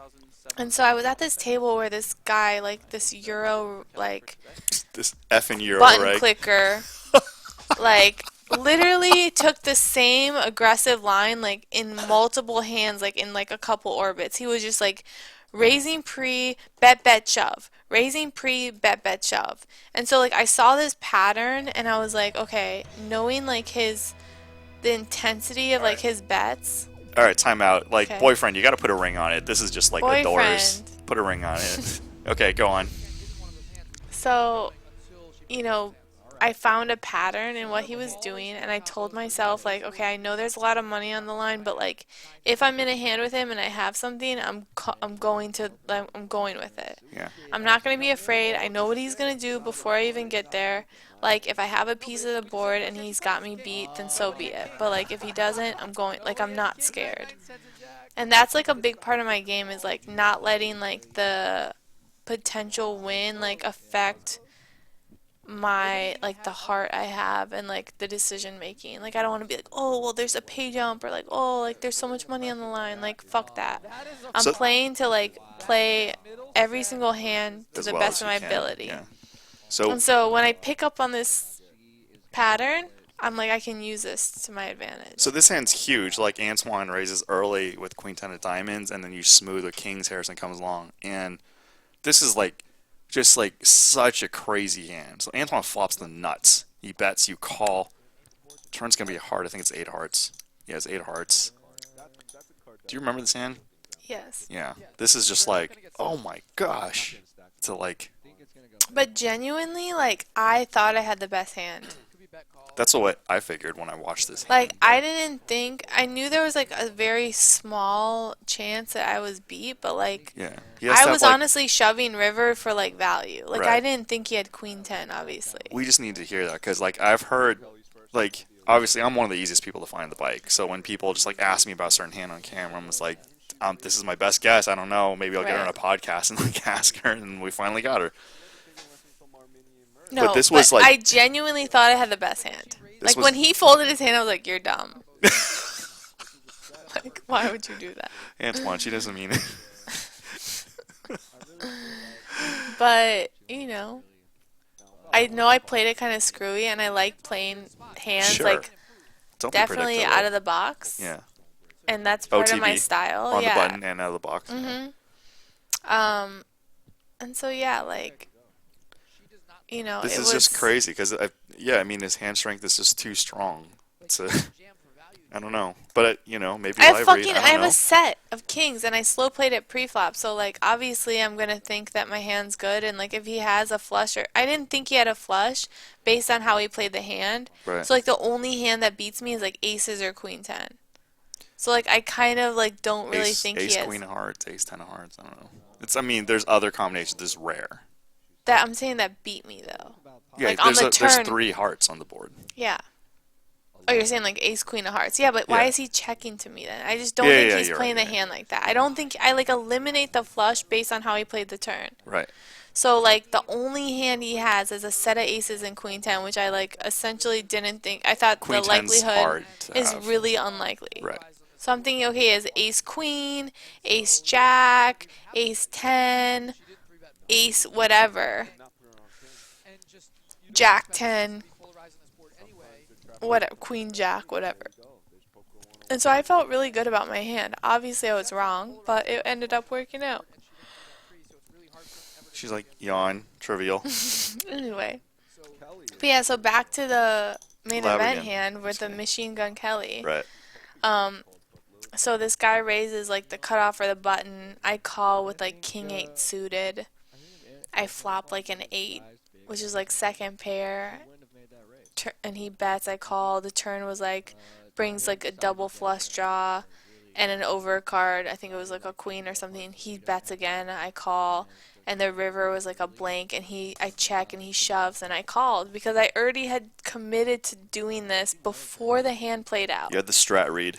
I had the read, and I was like, you know, obviously in those spots, like sometimes they have it, and I was willing to take the risk of Right. knowing that like there's a chance you can have me beat, and I'm okay with going out this way because I've taken the steps to like find a pattern, take the opportunity, and not be afraid. And so people really like read into it like it was some crazy play, but they didn't know the background of like what came to my decision making It's of so like hard. knowing. Right, because it's like when you see a hand in the vacuum, you don't know like that session or how many years of history. Like some people I've been playing with for like 15 plus years. You know, like what the hell do you think is going on in our heads? Like we sure. still want to skin each other. Don't get us wrong. For you know? sure. He's not going to be happy to see that one. 11,500. So this was like a crazy complicated hand, and it's like sometimes people play looser on stream. I don't know if this is one of them where it's like a lot of money went in pre-flop, and you can call with king 8 off in the small blind. And of course, if you know the table really well, you could just like play 2 cards. You know, For you don't sure. need like a real hand. You're talking about this hand on the stream right now? Yes, this hand on the stream. So there is I think 2 straddle. No, maybe it's either 1 straddle or 2. Okay, Nick definitely. Shout out to Nick Fertucci, under the gun I straddle. love Nick's a sweetheart too. Yeah, like no. we were in the trenches like years ago, like before anyone knew who I was. Like I played with Nick, I played with Garrett. Is Walter still around? Shout out to like the Commerce Regs because I love Walter and I miss Walter. I haven't seen him in years. I'm so bad with names, but it's just like Walter's the best. I've like played with like so many people over the Or years. Obama. Obama, yeah, I know. Obama. Like when people hear Obama, they think Barack Obama. I'm like, no, Yeah, the no, Korean no, dude. the Korean legit dude. Obama. We define legit so differently from the rest of the world. You remember Juan Lee? Juan? Like the guy, the Korean dude that like Going to used to fire have here. stacks of pink chips and like flips, and he passed away from cancer. Like I had Andy and I talked about him on the I'd have to podcast. see him. You 100% know him Did because he have a fro? I don't think so. He had like short buzz hair. Stick around as well. No, Oh, I'm not thinking alright. of him. I know you have to know who he is. Anyway, it's checked around the turn, and then you sneaky check again, Sneaky, sneaky, what's up? and then Garrett's gonna bet Andy with a pair and a flush draw. Definitely not going anywhere. Do I raise here? You Like that? check. You exercise your option to check and raise. Small check raise from Kelly here. This is a 2.5x raise over a half pot size bet with 2 other players in the pot. And then Garrett is like, Usually, He's on to me. so you guys have. I didn't even realize you guys had so much history. We have a lot of history. Like, we've played hands together. It's like dating history. And I think he folds the river here. No, like, I have a lot of respect for Joking, Garrett, and I think Sure. I think what make we can see, for example, the one flush draw characteristic that makes a good poker player that's like innate 5 to 1. is just instinct. Draw to his And some people have it and some people don't. He's got it. He's got it. He has got The it. instincts in his head, he got him. Whatever his instinct, whatever his like spidey senses are on fucking point. Like when he's like, he's been in situations where I'm just like, there's no way you can even consider calling, but he just like knows the guy's freaking bluffing. He just knows. Even like, even if he doesn't call, it's just like He he just knows. folds here knowing. Kelly, the action on Garrett with I the think I'm pretty, or maybe he does call. I don't remember. But He folds, but to be honest, this river wasn't exactly a blank. I mean, he loses, he doesn't improve, but also still loses to like a lot of stuff. no, I know, but it says a lot about his game and his discipline to be able to fold a hand. He's got game. You know, given like that the board is fairly wet. Do you think Garrett's overrated or underrated? larger size here on the river. Do you know his reputation? He's just like, you know, LA I killer. think it's a little of both depending on who you ask. Right. Like I think some people think he's like a god, Yeah. and some people are like, nah, he's cheating. Like Guys, seriously, he- I've heard people who think he's cheating. You know what's like crazy because it's like we played with him for like a long time and like we know his background. Just like it's some people it's just impossible. Oh, are we gonna get another bottle? You said okay. So little background on this. Like Little Kelly didn't even want to drink. She's like, oh, I'm a lightweight. I don't really drink. I'm just like, dude. I'm just like, whatever. If you want a bottle, we got it. You know. True. And now she's like, Scroll down in the chat. Let's see who's talking about what. no, it's not. Kelly, of course, Let me open represents this one. only hands that beat him. Wayne, you're slacking. Okay, I'm Bro. gonna down it. Like, Bro, dude, this is not a good thing to challenge me with drinking. I'll win. when did I challenge you? What you do said you? you said I'm slacking, you know. Anyway, down the hatch of this goes.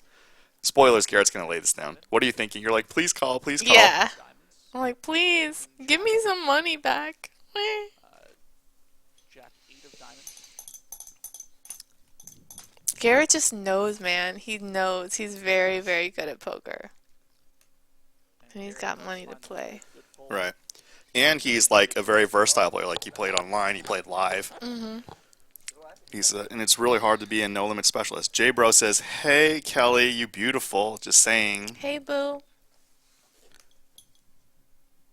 Snow Monkey loves the Kelly. Oops, sorry. Next hand, I got distracted by the chat. Kelly, did the guy in the main who went bet shove against you have the goods? No, he didn't. He didn't. He had a busted flush draw or something. Or like I don't remember. But like it was a really epic hand because after that whole like, you know, everyone swarms and it was like a massive pot. Like for the main event, like he went bet shove and we were both like 100 plus big blinds. Like we were deep. That's a lot And like for he a went tournament. bet shove and I was just like, wow, like I felt so, cause I knew what I was doing before and it felt really good to like be reinforced that like I was on the right thing. Right. And like, so he busted and like he looked like his face just like sunk and he looked sick to his stomach. And then the dealer was like this older guy. He's like had to be in his 70s. And he was like, yo, he's like, your new nickname's Machine Gun Kelly. He's like, that Sick. was sick. And then MGK. that's how that name came from that one hand. Right. Forever Machine Gun Kelly. Forget the rapper. Screw him. He got owned by Eminem anyway. So this is a tournament at the Bicycle. This is the bike WSOP main event. Right. And this is where I got bluffed a bunch. Now we're 60,120 He and it's gonna bluffed me. happen. Brendan Brendan? played very well in this final table, but like I said earlier, like the fact that I called off like 24 big blinds with ace deuce or whatever it was, like and was so wrong and got lucky, like it really messed with me mentally. I mean, And I still feel like, for 25%, though right? the viewers out there though, like when you make a bad decision at like a final table or like a streamed event, like don't let that affect your future play. Hmm. Because it's so easy to be like, fuck, like I fucked up, like everyone saw this. Like, regardless of the outcome, like I did win the hand, but I knew it was terrible. And Hmm. like every time I see that guy who I like sucked out on, I'm Yeah. just like embarrassed, Because I'm No, I like, do the fuck, that same was thing. stupid. I like Diamond Joe and PokerStars. Like I played a lot with him at Commerce, and I just had the wrong read. I was like, "There's no way he has, no way he has it." And I'm just like, he had top two pair. He just like, river to set. And Right. I still check raised him on the river, and he's like, "Wait, what are you doing? You know what the hell is this?" And I was like, I was so embarrassed. I'm still apologizing to this day. Something happened like over 5 years ago. That's epic.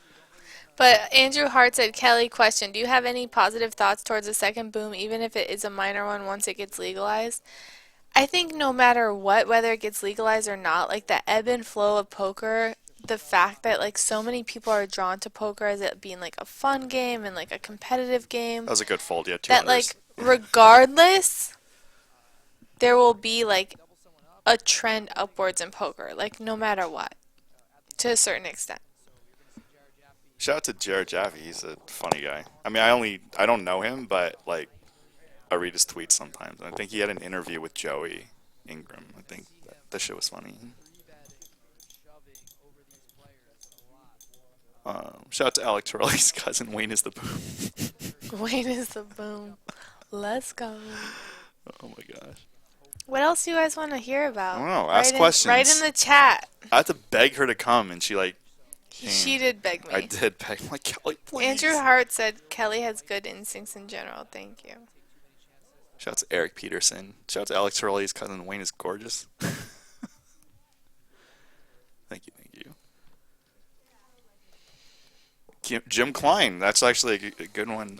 Kelly, good analysis on Garrett. Yeah, Garrett is like, he's really exceptional. Because I think he's a deep thinker that has really good instincts, and that to have good instincts and be highly intelligent is not that common. And when you have that, it's like the secret sauce. And he's just like buff. He's just like good looking. He looks like he could pick up a girl at a gym.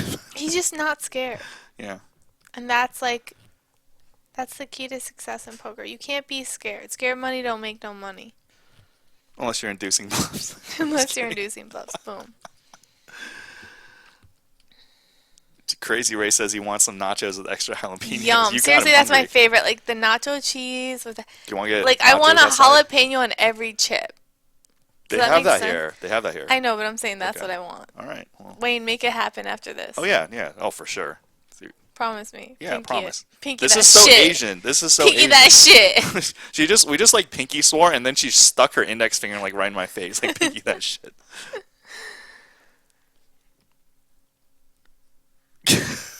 Snow Monkey says Kelly's sexier when she swears. Boom. I have a really big potty mouth, and people get like, it's funny because like when I swear at the table, some older men get like really uncomfortable. They're like, All right, language, lady, language. This is such a brutal hand. So small blind gets big blind. This is fucked up. Brendan limps in, and like I when I watch this, I'm like, not so shots fired, but like I can't believe you folded. I felt like your hand strength was just really high on the ladder, you know.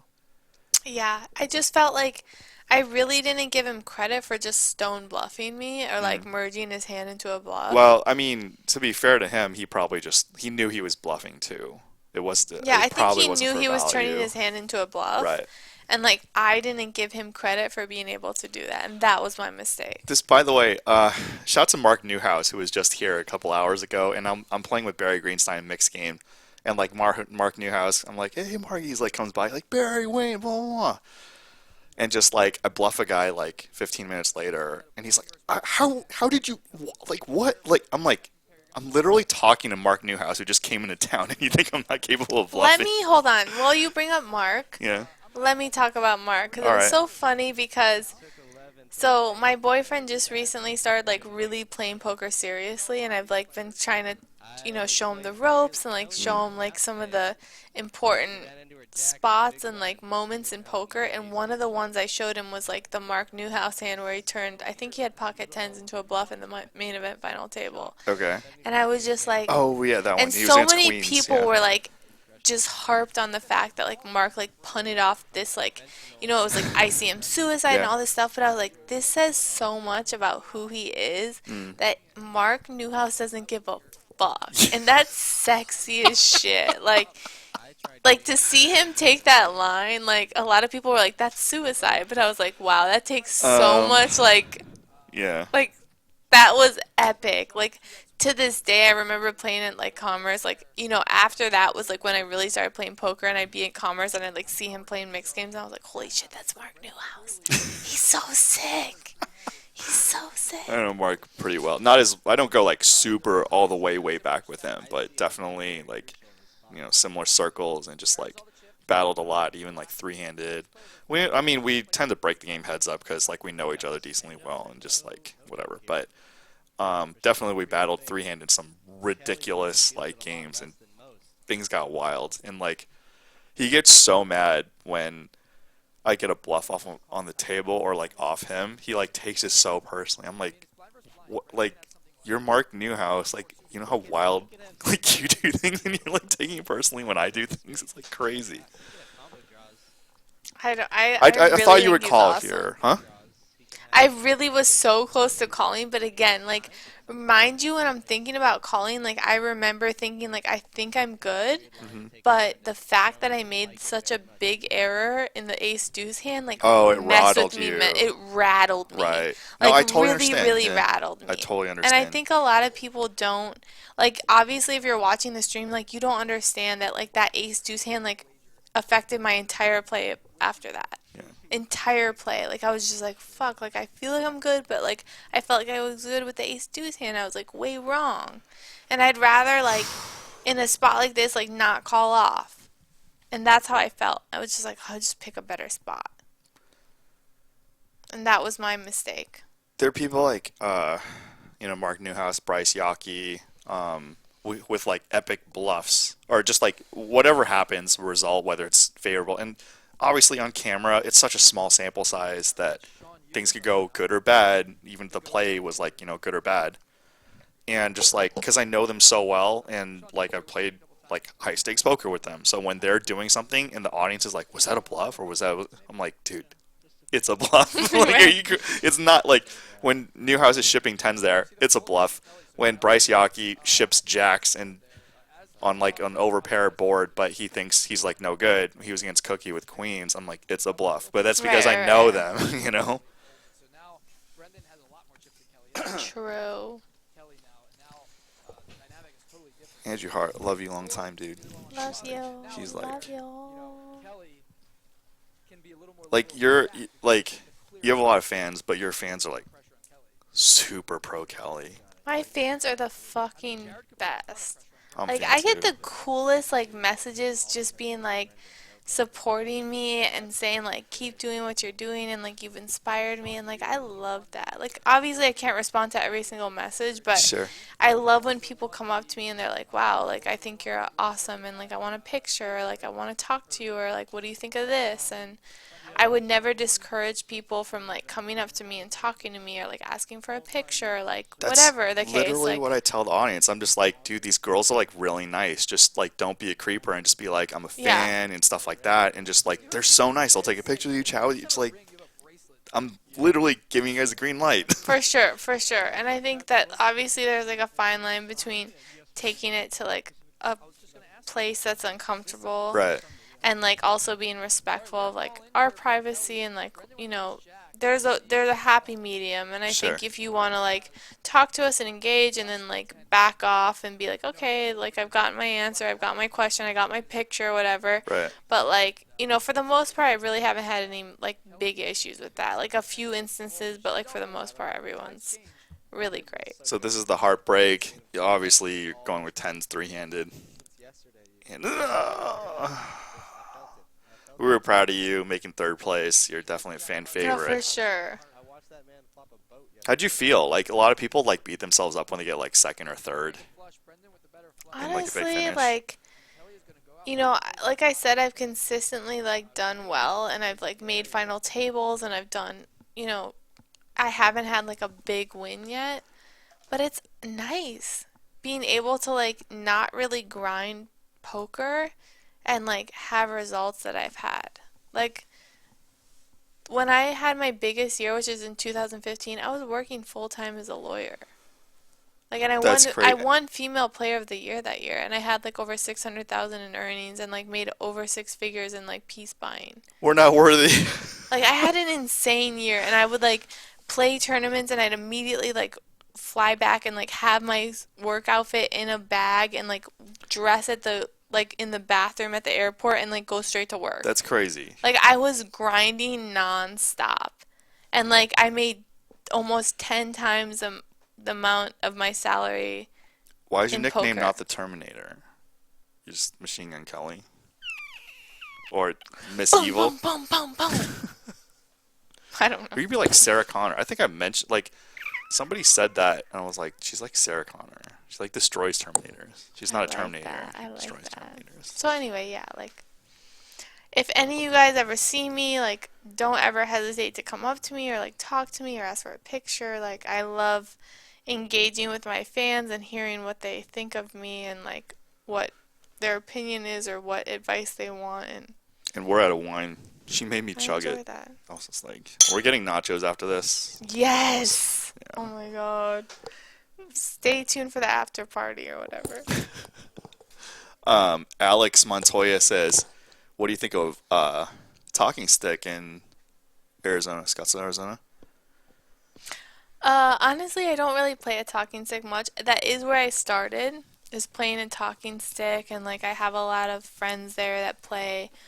But, you know, they have a spread limit, which means that you can only bet $500 per street, Yeah, which is like kind of it weird. used to, Bay 101 in NorCal used to be like that Yeah, too. so Yeah. like, and now that I've kind of transitioned into tournament poker mostly, like the drive isn't really there to go play cash. And when I'm home, since I travel so much, I just want to chill.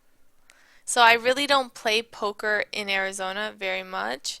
When I travel, I'm focused on poker, and when I'm home, I enjoy like just relaxing and like chilling. What do you do when you chill? Is it Netflix and chill, or is it like something else and chill? I like to read, I like to watch Netflix, I like to just Netflix and not do nachos. shit. And Yeah, okay. like I like to cook. I love to clean and organize. Kind of a nerd. But yeah, it's fun. Like Dude, I just nerd is like so being in. alone. Nerd is the In best. like early 21st century, nerd's so in. It's like Nerd is crazy. so in. Yeah. Wait, we have a wait, let's take some Skype calls. Okay, I'm gonna turn it on. One last thing. Shout out, Amazing Abby says players like Kelly mean a lot to me. They give me the confidence to make it in this world, especially you, Kelly. You've done a lot for ladies in this game. Really impressed by how you deal. Amazing, Abby. That's so sweet. And like that, I get a messages like that a lot about from women who say like I've inspired them to play or I've inspired them to continue to play. And, you know, for people that are in high visibility, especially women in the poker world, it's really nice to feel that like validation that like we're bringing women into the poker community. We make them feel validated. We make them feel safe that they're able to play and be successful in a vastly male dominated field. I think we really take for granted like how significant the male population is in poker. Like in the main event, women represented 4% of the field. 4%. Like that's nuts. And so to be able to help women feel comfortable playing poker or coming into poker is like exceptional for me. Like I love that and if I'm able to do that, I want to continue to do that. Okay, ask Amazing Abby. She wants to call in. Call in, girlfriend. Call in. Let me see. Hold on. Let me get the. I'm like so disorganized. Kelly's like seen me. I'm like four responsibilities going at the same time. Abby, I'm gonna message her. And, oops, that's not her. All right, we're gonna take this one. Can we make a rap off this Skype music? Boom, boom, boom. 708. This is live at the bike. Abby? This is Tim. No, I think this is Tim. Tim? I don't know. Who is this? Who The is this? bathroom's cleaned up. What's up? Who is this? Oh, what's screwed up? I don't even know. My graph is screwed Why up. would you hang up on us, Mac? I don't know. One guy actually called in, was like, "Is this Wayne?" And I was like, "Yeah." And he's like, "Oh, sorry, wrong number." You get prank call, dude. It's insane. I told Abby to call in. I put the LATV number in the mix. So Let's go on that. Let's booty pop to that Skype music. well, Boom, in the next boom, calling, boom. we're gonna booty Boom, pop to the boom, Skype boom. music for like a couple minutes, and then if you call in, calling station. That's what I've been known as.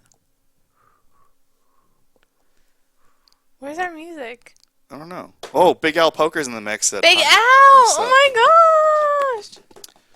He was asked him calling. He's busy. He's probably got a date or something. Wait, okay, really quick. Can I go to the bathroom? Sure. Oh, hold on. Oh, wait. Let's see. 954. Who's this? I don't know. Danny. Danny? What's up, Danny? Yeah. What up, What's baby? up, MGK? I'm just Danny, chilling. What are you what's guys up? doing? We're just Chilling. chilling, drinking some wine, getting a little lit on a Monday night. We're just chilling. Damn, that's what's up. I just wanted to give you guys a call and say, fuck with y'all. Keep it up. Shit's dope. Danny, Not we much else. appreciate you so much. You sound like you're really Hell legit. yeah. Am I right? Yo, hell yeah. Chilling. I gotta Are go you to drinking sleep, with man. I got us? work tomorrow. Are you drinking? 'Cause Nah, we're like, I'm like on the other spectrum right now. Okay, Yeah. got you. I feel you. But, yeah, not much else going on. You know, hope you guys are having a good night. Yo, to be honest, didn't think that y'all were going to answer right away, so didn't even think about what I was going to say. Sure. well, we did. Well, we did, and we're here. What's Yeah. up? Yeah. Not much, man. Not much. Do a rap for Kelly. Do a Should rap. I do a rap for Kelly? Yeah, do a Yeah. freestyle. Let's go. Boom. Damn, I need a beat, though. You going to give me a beat? One time for my girl Kelly Minkin.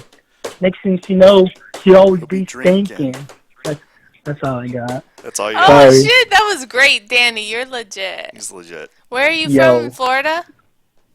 South Florida, So, Where in South Florida. Florida? Yeah. Fort Lauderdale. Oh, Ooh. shit. Are you playing the Lucky Hearts tournament in January? Yeah. You better say hi. I might. It depends, though. I'm busy with work and whatnot. I don't know. I play poker, but I don't really play too many tournaments. Oh, I feel you. So you're on the cash grind more so.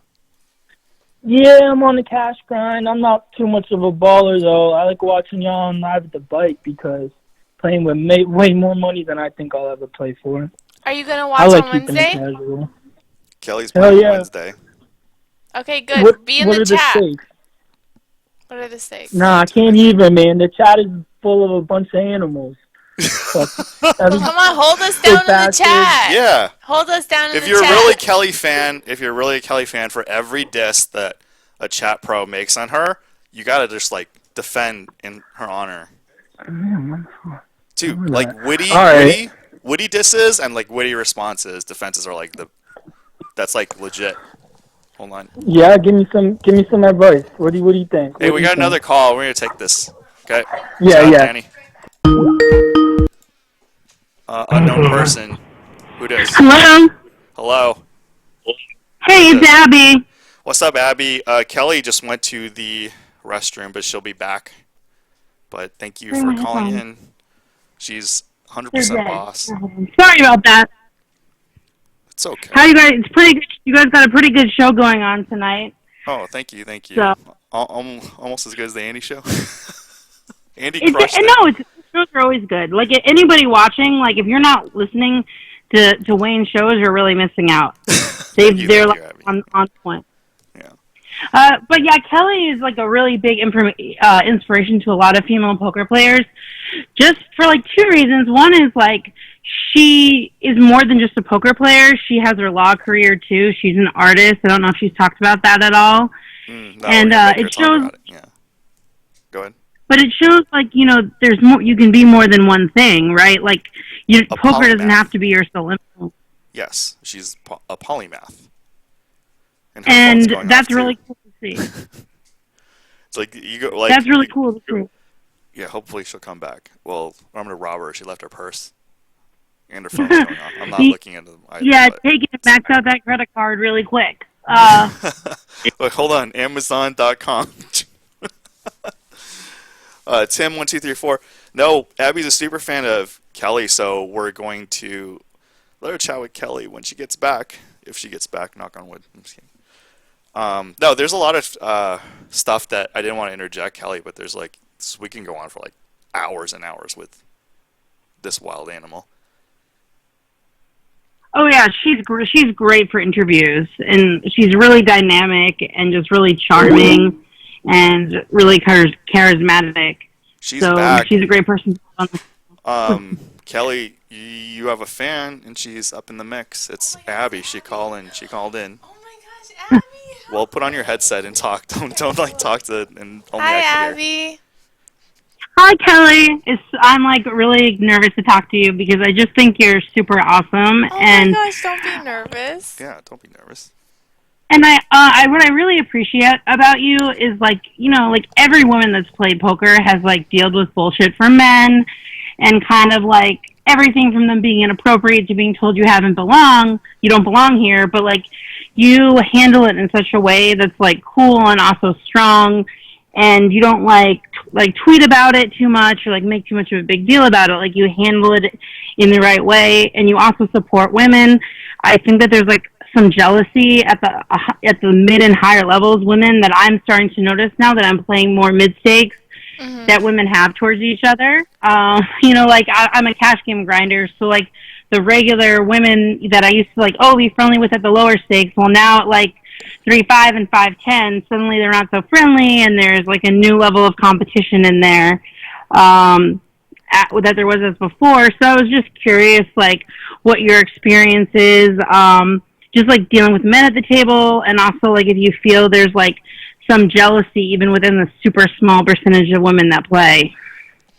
Yeah, Abby, that's a great question. Well, first of all, I'd like to say that with men, obviously, there's a lot of like awkward interactions and like varying from like weird to like aggressive to uncomfortable. And for me, like I feel like as a woman being in a male dominated field, you kind of have to accept the position you're in. Like as shitty as it is, we know that like men perceive us differently and underestimate us and like have certain judgments towards women that I feel like if instead of being upset about it and being like discouraged from playing, we can use that to our advantage by knowing that men perceive us a certain way and using that, in our thought process and like figuring out how we want to play hands and like how we want to act and like, how our response is to their like aggression or their like frustration or whatever. Like, I enjoy being able to handle men like at a position where they feel like they have an advantage against me. Like there's some satisfaction in being able to like beat just straight out outplay a man and him get frustrated and I can like blow him a kiss or wink at him and he just like I can feel his like blood boiling. Like I love that. And so to be able to like switch it in a positive direction where like I can feel like, you know what? It doesn't feel great, but like I know that I can use it to my advantage feels really, really good. Call got dropped. I don't think she's done, so let's wait for her. And what was the other thing she was oh, about women being jealous? Fortunately for me, I haven't had much of that experience. Like, for the most part, a lot of the women I've met have been super supportive and been amazing, have been, really like exceptional poker players. I think there's a small percentage of people who are jealous, but like, I think that comes with the territory. Like, regardless of like male or or female. Like if you're a strong force in your career. Sorry. Oh, it's okay. I think this is Abby, right? Abby, are you there? No, this is not happening. Oh, okay. Who is this? This is Gabby. Gabby Music. Gabby? Gabby Music. Okay, talk. What's up, Gabby? What's up? ¿Qué hace mi amor? I'm hearing more. Let me, mi amor. Mi Let me guess, you don't know Love. Spanish. Te amo, mi Yes, mi amor. Te amo, mi amor. He adores the amor. ¿Cómo está la champagne? Champagne. ¿Está bien? ¿Cómo está? ¿Está bueno? Muy bien. What kind is it? Sauvignon Blanc. Oh, wow. Qué bueno. Moscato. It's Pero no Robert no tan Mondavi. bueno como tú. You see? It's good. Que no tan bueno como tú. Como tú? Yeah. It's good, but it's not as good as... Sorry, guys. Sorry. Hello? Hello? Oh, hey, sorry, I got disconnected, but I heard pretty much everything she said. And I just wanted to thank Kelly, because, like, that's exactly how I feel. Like, when you're able to, like, a guy views you as super weak, and so, like, they're calling you down super light, and you know that they're doing it. There's no, like, greater feeling than to, like, have them show, like, pocket fours, and you have, like, a full house. You know, stuff like that. It just feels really great and vindicating, especially after they're like, oh, you suck, you're so bad. And I kind of see that a lot of men either think women are super tight or they're like aggro and loose and don't have anything. And that's, as a woman, I see that as a huge advantage. And yeah, kind of like the winking and smiling. And I always see Kelly handle things that way. And I like that. That's like really inspiring, and it kind of turns the tables on them rather than, you know, before there was times like it hurt me when I first started playing. It hurt a little bit. So Yeah, that's I think you make a great point, and it's all, for me, at least, like, and this translates to just my life in general. I feel like it's all about perspective, and if you can twist it in a way that's positive, that it'll always benefit you. So, like, if people are hating on you, or people are being negative, or people are, you know, it's really about, like, how can I use this to my advantage? And how can I use this in a way that can help benefit me and, like, make me money? And so if you see it as a game and like all in the construct of a game, it's fun, you know? Like, yeah, like a lot of the players that we're playing against underestimate you, so like that's good for me. If I am good at what I'm doing and people think that I'm not, then like how can I leverage that information to like my advantage? And I feel like that's like the gamesmanship and the strategy that really is like the intricacies of poker that really draw me to the game.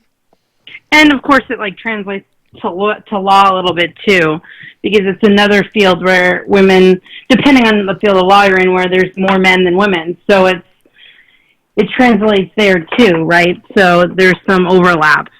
Yeah, especially like, you know, I've gone into court before and I've had judges mistake me as the paralegal, you know, as like a young female. Like, people don't take me seriously, especially as like a medical malpractice defense attorney, which is like very seasoned. Like, it's a very specialty field that a lot of younger people in general, not necessarily women, but just people in general, tend to have like 10 plus years of experience before they even get into that field. So to see someone who's in their 20s as a lawyer in that field is like really rare, especially as like a woman in their 20s. So like knowing that I am like a rarity in that field like makes me feel good. And so when I get misrepresented by like a judge or a peer or whatever as someone who's like lower than what I actually am, like that empowers me, because I'm like, wow, like I look, or I'm perceived as like a paralegal, but really like I'm at the ranks of like these people that have been doing this for 30 years, or the guys with the gray hair that like, you know, see me as someone who would like get them coffee. Like I'm doing what they're doing, and so like, and I'm doing it better than them. Yeah, that's brilliant. And that's just like amazing, and that's part of the reason why I think me and other women that play poker admire you so much, especially because I think there are some women in poker, like some of the women that I play with, that like, oh, women are at a huge disadvantage and there's no way you can twist it. Like, you're going to have to deal with this. And just like if guys call you, words I'm not going to say because you'll get demonetized. But like, you have to deal with it. It's just part of the life. It's part of the game. And like, I kind of refuse to accept it. So Yeah, like, I'm like, there has to be a better way than just take it. It's just to surprise people. It's to be quiet exactly. and exploit. And yeah, it's really awesome and super cool too. And I also like, I think it's great that you're not just in poker too. A lot of the players these days, what we see are people that is like their whole lives are poker, and it's cool to see that you have other interests too that aren't just poker. Because Same. I do too. So it's like, I want to play poker at a high level, but I also, have I'm an artist, so like I also want that piece of me to be there too. And it's cool to see that like you do the law and you're doing poker at the same time. Yeah, and I think also as like women, I think we tend to be able to be like multifaceted and able to like translate our skills into other subsets. So like, I can relate to you being an artist where like, I take the lessons I've learned from poker and I translate it into my personal life or I translate it into other aspects of things that I do professionally. And I feel like, that's one thing that I think men have a little bit more difficulty doing. And as women, like we're intuitive and we're able to take, like, translate these skill sets into other avenues of our lives. And that's where we do have an advantage, not only from there, but also like intuitively. I think women are more prone to like have gut instincts that they can listen to and like have help them in poker and other For areas sure. of professionalism that really help us. And so it's like, to me, I'd much rather be underestimated than overestimated because if you're underestimated, you have the ability to like sneak up and like trap people into like what you want them to do. Yeah, and there's no too many advantages in being overestimated. And I've always said, I don't know if you agree with this, but I'd rather play at a table of all men than a table of all women. Like, 100%. like 1,000%. Yeah. Uh, those like the ladies event at the World Series of Poker, like, that's like one of the toughest events. People just don't realize it. Yeah, It's it like, really is. I totally agree with you, Abby. Like, I haven't catched in the ladies' event once, and it's such a tough crowd because it's really hard for me to, like, with men, like, I'm so used to playing with men and used to, like, understanding their thought process and being able to, like, pinpoint, like, their mistakes and pounce on their weaknesses. And with women, it's so much more difficult because every woman is, like, individualized in, like, her style and, like, how their play is, and, like, there's no way to really interpret like live tells like it is for men where it's like kind of translates across the board. So I completely agree with you. yeah, and I've heard other women say that. And the other thing I just wanted to ask you is like, what do you think? What's like a piece of advice you would give to like a maybe not even someone that's like a current female grinder, but like a girl that's just getting interested in the game, like that's new. Like I always say, like you're gonna get, like unfortunately, like part of the game, you're gonna get like harassed and weird sexual comments, and like don't let that stop you from playing. That's kind of what I tell my friends, like that it's just an important part of it. But like, what else would you tell someone that's like kind of brand new playing live for the first couple of times? I mean, I'm gonna touch on the fact of the the fact that for a poker player in general, you have to have confidence, and I think a lot of women struggle with having that confidence just because of how women are brought up and how we're taught to behave and how we're taught to act. And so if you don't have that confidence level, I wouldn't suggest someone with like being insecure, like unsure of themselves really going into poker because that will only solidify those Mm-hmm. insecurities. So once you feel like you have the confidence to be secure in whatever decision you make, regardless of what people think, then you should play poker and then you can like expound on Yeah, that. exactly. But without that confidence and like ability to like not care what people think or not care about people's criticisms, it's really hard to like do it without it affecting you in a negative way. So before I would suggest like a woman, any woman in general to to delve into poker in a serious way, you really need to work on your self-confidence and be I able to think so. like stand strong with whatever decision you make, even if it's wrong, be like, okay, I understand that it's wrong and I can learn from it, but in that moment I felt like it was right and that's okay that I made a mistake. Because I think a lot of women like beat themselves up about like, oh, I made a mistake, I shouldn't have done this, I shouldn't have done that. And you know what Oh, the reality 100%. is? Like you're gonna make mistakes and as long as you learn It's from part it of and move growing. Yep. forward, and then the next time you're in that position, still be just as confident, but use that lesson learned that like you'll be unstoppable. And but that's not as common as I would hope for women in poker. I think so too. I actually like one thing that started making me feel more confident is I dress up. Like I used to just go in like sweatshirts and a hoodie, and I was like, I'm gonna like dress up, do makeup, put heels on, and like play like feel looking my best. And like I had one of my best sessions ever. And I think like oh look like that gave me confidence. And like yeah, I got weird comments about it, but having that confidence, that somehow dressing like that instilled like extra confidence in me.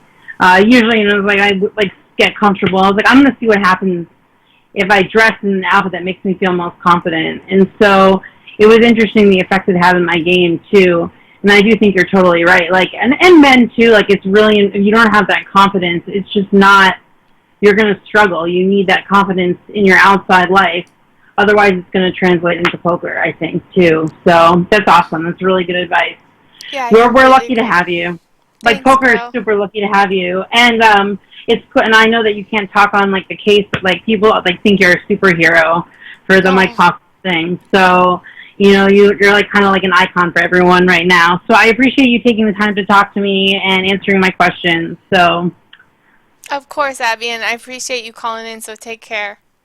all right, thank you. You guys have a good night. You too. You too. Let me Okay, have some all right, bye nachos for bye. you. Like, Nachos.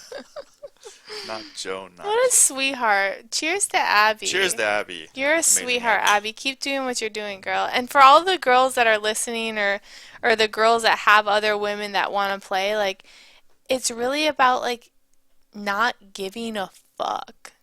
Like really, that's what it comes down to, whether it's like in poker or whether it's in your career, like don't worry about what other people's opinions are of you.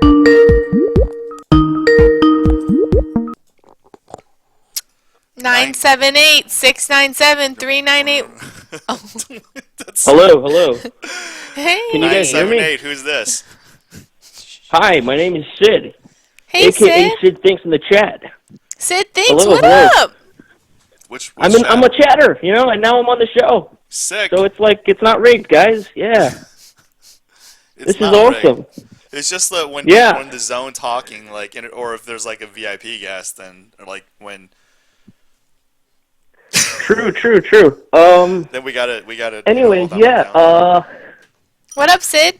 I What up, just wanted Sid? to, yeah, I just wanted to say, Kelly, I have a huge crush on you, Have and a crush yeah, I on know you, you have a baby. boyfriend.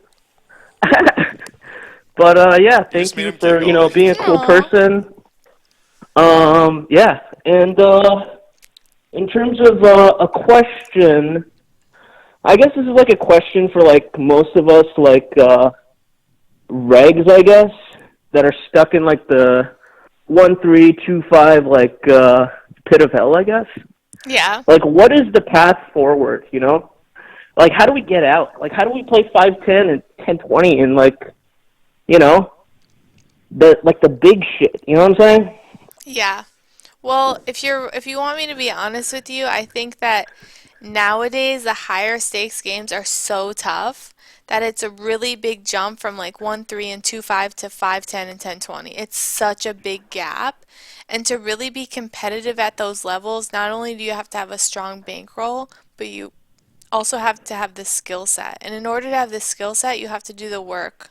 And in order to do the work, you have to be able to study and to be um, subscribe to the training websites. I'll tell you the two Oh shit. websites that I use Yeah, are Run plug It it, plug it. Once. Run It Once and Raise Your Edge. I use both of those websites, and they help me immensely. Mhm. If you want to work on your poker game with respect to like reading material, my first suggestion would be Poker Math That Matters by Owen Gaines. That was the first poker book I read that really helped elevate my game. And I would also use The Mental Game of Poker by Jared Tendler. That helps with like the emotional aspect of poker, which I think is vastly underrated for like, beginning players in the sense that Mhm. like your mental attitude and like how you perceive the game and how you perceive variance and like how you handle swings is so integral in like your success in poker. So if you want to be better, like focus on not only being able to handle it mentally and emotionally and like strengthen your emotional IQ, but also like work on the fundamentals of the game by doing the training websites, understanding what the population tendencies are, understanding what your opponents are thinking, and being able to like adjust your play based on that information. Gotcha. Dude, that's a lot of What she said. insight, man. What she said. Hey, you took the All time to right. call in, Sid, so I want to give you as much information as I can. Yeah, I mean, freaking A. Wow. Well, I really appreciate it. I want to give other people a chance to also call in, but thanks for taking my call, and peace out, guys. Of Thanks, course, Sid. Sid, take care. Chat's so. Sid was a sweetheart. Yeah. Shout out to Sid, Shout out man. to Sid. Shout out to Sid. Dude, like, chat's so funny. Like, ingrown toenails, LOL says, Wayne getting ready to take Kelly for a meal. Boom! We gotta finish the second bottle of Okay, wine. yeah, Cheers to that, cheers. baby. Before the pod, she was just like, I was like, only one bottle. And then we finished the bottle, and I was like, this shit's kind of good. popping bottles, podcasting Kelly. Oh, man. Blueberry Nug says, I'm so in right now. Blueberry I'm Nug is so my... in the podcast. Call Blueberry Nug, call in. 619, who dis? Hello? Is this Hello? Hey, Is what this- up, baby? is this Wayne and Kelly? This Yes. is. No, it's not Wayne and Kelly. It's Kelly and Wayne. Boom! Listen, man, thank you for taking my call, Wayne. Of course, dude. I have to say, Kelly, you look so nice tonight.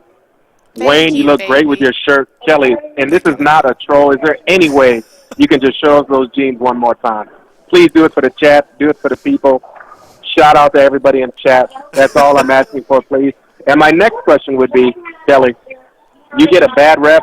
You're great for poker. You're a lawyer, et cetera, et cetera. Why in the world do these guys ever call you Stinking Minkin? Why would they ever say that? I Those are my love only stinking. questions. Why do I they smell call you like that? money, baby. I don't know. Wayne, You have to understand. thanks Wait, for- what's your name again? my name is Tim. I'm in the chat. You can see me. Tim Tim? Triple P, whatever the hell it is. So I want to let that's you know good. something, Oh, okay? it's Tim 123 Tim. to the 4. Tim, let me explain work. something to you. It's this guy. When It's you this dude. rise He to the says- top, When you the rise level of to the haters top. increase. Yes, that's So true. the more that people talk shit about you, that's a sign that you're doing all right. Yeah, look how many people say Garrett. If no one was talking shit about me, I'd be worried. You'd be just, yeah, that's, wow. That's Kelly, you just did it for the people. I got one. Can you just do it one more time? I mean, what you just did right now was probably the greatest thing that ever happened on PokerCraft. The people want to see it one more time. When she does Thank that you, at the- Wayne. Thank you, Boom. Kelly. Good job. I love She you did it for guys, the man. fans. Way to Love go. you, Tim. Thanks for calling in. Thanks, Kim. It's Tim, fool. Tim. I know, it's Tim 123 to the 4. I shout him out. He's a reg. Tim, TTT, 1, 2, 3. What up, He's baby? a set of 10s. He's like, Is that what that TTT. means? I don't know. You're like totally like Princess Leia now with the headset, the white, and just like the in your face. What up? I want to get like a grill. Why? I don't know. I think it'd be cool. You could do whatever you want. You're freaking Kelly Minkin, dude. MGK, what up? When he's slow playing Tim. Become a great poker player by losing a million hands. Anybody else want to call? I had to like, dude. Stars had to line to get her here. Stars had to line. Like I could always like be like, "Yo, Max, send her over." You guys, okay, listen up. Listen up. Wednesday at Wednesday, 6 p.m. 6 p.m. Pacific Standard Time. But you need to be here earlier than that because the stream We starts will be playing at Live at the Bike. Back for Static Firm. I will be messing up. I hear Marley's coming too. Oh my goodness, what a grin. I still remember I watched the Joey Pods. I'm a religious fan of the Joey Pods. What's your favorite Joey Pod? I'm not going to lie to you guys. Honestly, I don't watch a lot of poker. I don't know. I don't know much. Don't throw me in the bus. Yeah, I'm just kidding. My favorite Joey Ingram podcast is, or just video on his YouTube. This doesn't count as a podcast. How to Get More Women in Poker. Have you seen this? No. It is amazing. I don't even want to spoil it, but it's just like, he's just like, how to get more women in poker. Talk about your tournament scores, like how high stakes you play, the famous poker players you know. This is the thing. And I feel like a lot of people don't talk about this, right? Like, women are not designed in our society to play poker. Neither are men, actually. Unknown person. Who is this? Hello? Unknown person? Hello? Oh, we just got... Oh my god, he got nervous. Aww. Are you sure? I think he just wanted to prank call or hang up on us. Somebody prank call us. That would be awesome. Someone named Seymour Butts call us. I know Seymour. Seymour! Me and Seymour go way back. Mary had a little lamb. Oh, I have a question. Do you... What's your question? Quick. No, we'll tell later. 614, who dis? This is Live at the Bike with Kim. Hello? Yo, what up? What up? Hey, Wayne, you are so in right now. Wayne. You are so in. I am definitely not I feel like you need this one button. No. I'm not getting a lawsuit on me. A lawsuit? This is Blueberry Nugs from Oh my god, Blueberry Nug, let's go! You're my favorite. Blueberry Nug. Great show, guys. Favorite. Thank you. Wait, where do you live, Bloop? Ohio. What? Ohio, what's You're too far. Come, yeah. Come drop a Blueberry Nug with us. I wish it was legal out here, though. I go out to Vegas a lot. Blueberry Nugs, do you know JP Falter? He plays on the show sometimes. He's from Cincinnati. Or, I don't know. No, I don't know him. Ohio. Also, Irvin Tomas. He's in Ohio too. You realize that Ohio is a full state. Like, he's not going to know. But the poker community is very small. It's already small. I'm sorry, Blueberry Nug. Community out here. He's not very smart. For an Asian. Do you know Hank from Vegas? Oh yeah, Hank. Me and Hank go way back. Yeah, Korean guy. No, I'm joking. He doesn't know him. No, I don't know. But question for you, Kelly. Let's say if you go on a really bad run for 2 or 3 weeks, just keep losing money. What do you do that's after that? happened multiple times. 2 or 3 weeks. That's like a good time. Yeah, like really bad run. Do you take a break or go on vacation or? Okay, so what I typically do is I have like a certain set of tournaments that I'm gonna play, and regardless of the outcome, I just play it. And then you just stop playing poker completely, or? I haven't, knock on wood, ever gone on a downswing enough to like have to quit. But that doesn't mean it won't happen in the future. Typically, like I'll be on like a big downswing and I'll be like almost broke, and then I'll like win a 6-figure score. It's happened like 3 times. Do you ever go to like the backrack table and start hitting big after losing so much money? Or I will tell you, listen up. Blueberry, listen up. Stay out of the fucking pits. If there's anything you take away from this podcast, stay out of the fucking pits. It's the devil. Don't go in there. Did you hang up on him? No. Blueberry. No, I'm still here. Okay, you hear me? Yeah, she doesn't trust it's just her DJ ways, you know. Sometimes you just go DJ. Don't DJ. Don't DJ. I'm telling you, this is the best advice you'll ever get from me: is do not enter the pits. You hear me? I'll try. BB Nugs. Don't get in there. Don't even look that way. It's toxic. It's the devil. It's bad. I'm not even gonna. I mean, I agree with you. Do you agree? I absolutely agree with you, but I'm also in the casino industry, so I allegedly can't say much. I never If you gamble want blackjack. I don't go in the pits. I play poker and that's it. I don't spend my money doing anything else. Like if for fun, like if I'm with friends, I'll throw a couple $100, but I don't gamble in the pits. It's bad. It's a bad habit. It never results in anything good. it develops Don't bad do it. habits. It's such a bad habit. Like honestly, don't do it. Don't do it. Don't do it, BB Don't Nugs. do it. Don't do Don't it, do BB it. Nugs. Dude, show off your nails. They I know, but I get so much free perks from a casino by doing that. You know how much I free know. perks it takes for poker to grind for poker? There's a But reason why do you think that is? Yeah, Because they're exactly. making money That off is of true. you. They're paying you back with your money. They're like, oh yeah, give us a bunch of money and we'll give you a free hotel so you can give us more money. Yeah. And buffet too, Yeah. and free shows. Fuck all that shit. We're here to make money. Go play poker, grind that shit, make some money, and then you can pay for your own hotel. Robert Donaldson says Kelly is keeping it real. Am I not? That is very true. Well, thanks again, guys. Nice chatting with you. You're welcome. Take Shout care, out to Blue. Blueberry Nugs. BBN. Bloobs. Cheers to Bloobs. Cheers to Bloobs. I shout him out all the time. I did tell him to call in, and he did. I respect that a lot. Good. Like a lot of guys are really shy to like call in. I know. Call in, guys. We've been streaming for like 2 hours. It's longer. It's like 2.5. What? Like I have a lot of like 3+ hour ones, and I just have to like cut it short. Or we can go on whatever, however long. What do you guys want? You want us to cut it?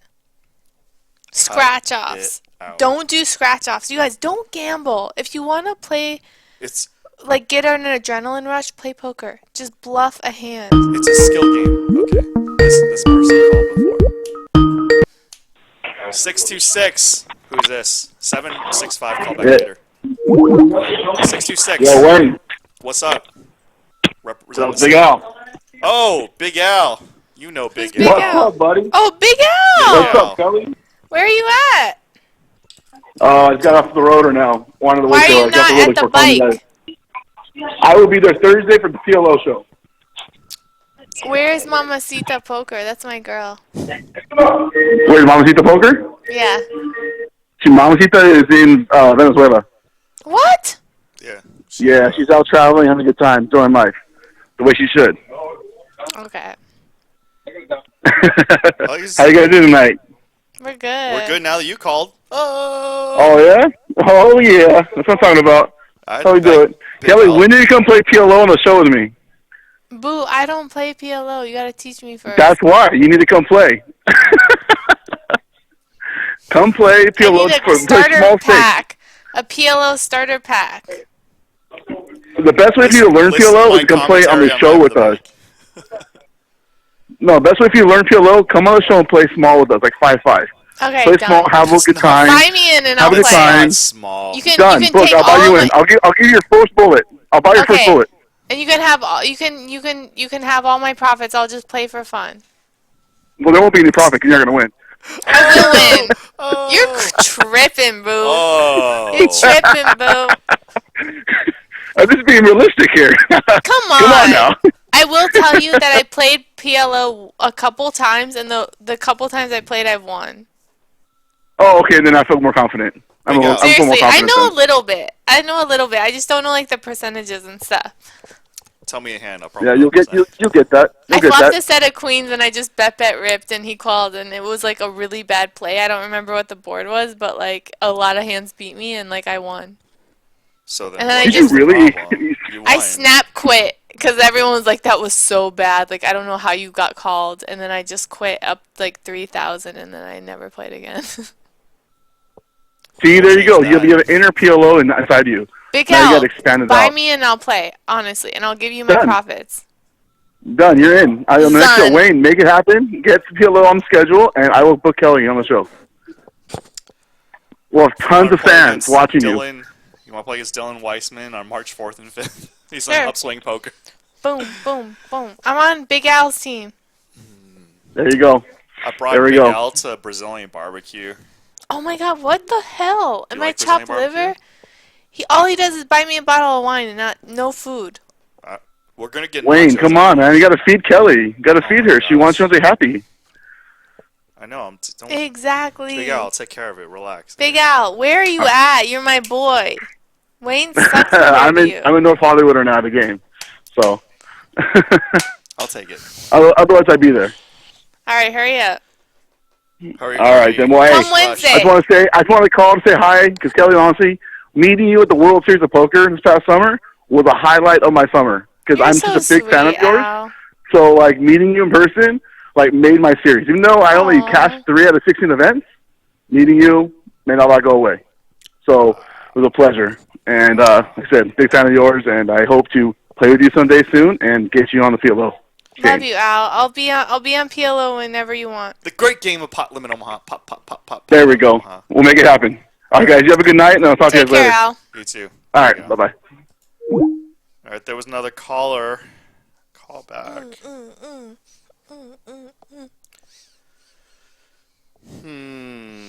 Big Al buying Kelly in for profits. Ooh, yeah, baby. Surf guy timed me out, man. You can't do that stuff. What'd he do? He was rude to the ladies in the chat. Rude. Come on, Surf, you got better. But She's a solid 69 out of 10. I'll take it. you got extra credit. Boom. Okay, what else do you guys want to talk about? Come on. Yeah, I've been drinking a little bit. Bring it on, baby. I'm gonna answer the question I was gonna ask, which is No Limit Hold'em like the only game you play? It's the only game I play. Honestly, like, I really wish I knew more games because I feel like I'd be really good at it, but, like, I'm just not willing to commit the time. Yeah, you have a law career. I'm just like, yeah. I don't know. Who's your favorite poker players and who are like your inspirations? Chidwick is legit. Okay. Like, there's a couple people I've played with that I'm like, I want to emulate their game. Steven Chidwick, Barry Hutter, let's see who else. Wayne Chung. I'm just kidding. Wayne Chung, like, I think he's great. I just like people who are fearless and just put max pressure on their opponents. Like, I really admire that because it's hard. Like Garrett Adelstein. Garrett, like, I think Garrett's Andy. sick. Like, Andy's sick. They go to doctors every day because they're so sick. I think Alex Foxen's sick too. Like, I just love their style of play. Like, they don't really care what they have and they're not afraid to, like, lose pots. Kind of like Kelly Minkin. She's pretty sick too. Ooh, Ron Moritz says, do you have backers? No. No. There was a couple people who, like, approached me to back me for, like, high roller events, but it went south very fast. Yeah, I don't know. I don't know. Don't want to bore the audience with some of the stuff, but yeah, like backing sounds like good. It's. Wait, don't answer yet. Kelly Minkin's a dancing queen. Shout out to ABBA. All right, now we gotta answer it. 914. This is Live at the Bike. You're on with Kelly and What Wayne. up? Who's this? So gross, dude. It's so gross. But I want to say, like, I literally told all the Colleen Long fans I'm having her on PokerCraft. Boom! And nobody called in. I was Who's like, Colleen Long? she's like hashtag sick know her. LTV reg. You must I know her, but I just don't. I don't know the name. I'm really bad with names too. Like even people I know for like 10 plus years, I see their face. I'm like, all right, gosh, I know this relax. person. Relax. This is how you relax. You have a little 30 proof. What's your favorite Supreme Court justice? Ruth Bader Ginsburg. What up? That's my girl. I know baby. her, but I don't. 765. Who's this? Yeah, this is Lucky. What's happening? What's up? What's good? What's your name, Bo? My name's Lucky. Lucky? Where are you calling from? I'm calling from Ohio, or Indiana. Indiana? What Yeah. up, baby? What's the word? I don't know. Shit, he's sitting here hanging out. What's good with y'all? We're just chilling like a villain, refilling my penicillin and my Ritalin. Yeah, What she said. stop it. What she said. Oh, Her bankroll hasn't hit the ceiling. How are you feeling, Kelly? When she wins 10 oh billion? yeah, great podcast, man. Having a lot of fun here. Thank you, guys. Smash that thumbs up button, man. Smash it! What the Smash heck that is going shit! on? The rate that the thumbs down are going up and the thumbs up is just like, remember it was 11 and it went to 12. Mommy! What, Oh you just shit! Unclicked it. Give us some love. Give us some love in the chat. What up, baby? What it do? Give Kelly and Wayne some love, for real. Thank you. You're far too kind. Can I get No an doubt. encore? Well, hell, I don't even know. Y'all What's the word? y'all What'd you having wanna- fun out here tonight, man. I'm having fun out here tonight. So. Right? We're having fun, right? Right. We're gonna have more fun when we're eating nachos at the brewery. For sure. Hey, Kelly, is there anybody that you're worried about sitting down at the table with, or is there anybody that you look forward to sitting down at the table with? I don't know. I'm trying to mix it up a little bit. For sure. There's some people that I definitely would be concerned that are at my table. I'm trying to think of who. Alex Fox and I would not want at my table. He's super aggressive and he commands the table, and I feel like if you're at his table, he's the captain no matter what. And if you want to be the captain, one of you guys is gonna bust. And I've been in that situation where you will have to battle for the table captain, and it's just not the greatest situation. I'd rather sit at a table where people just bow down to me. Bow down. And he's not gonna bow down to anybody. So I wouldn't want to play with him. So I wouldn't. maybe Kristen.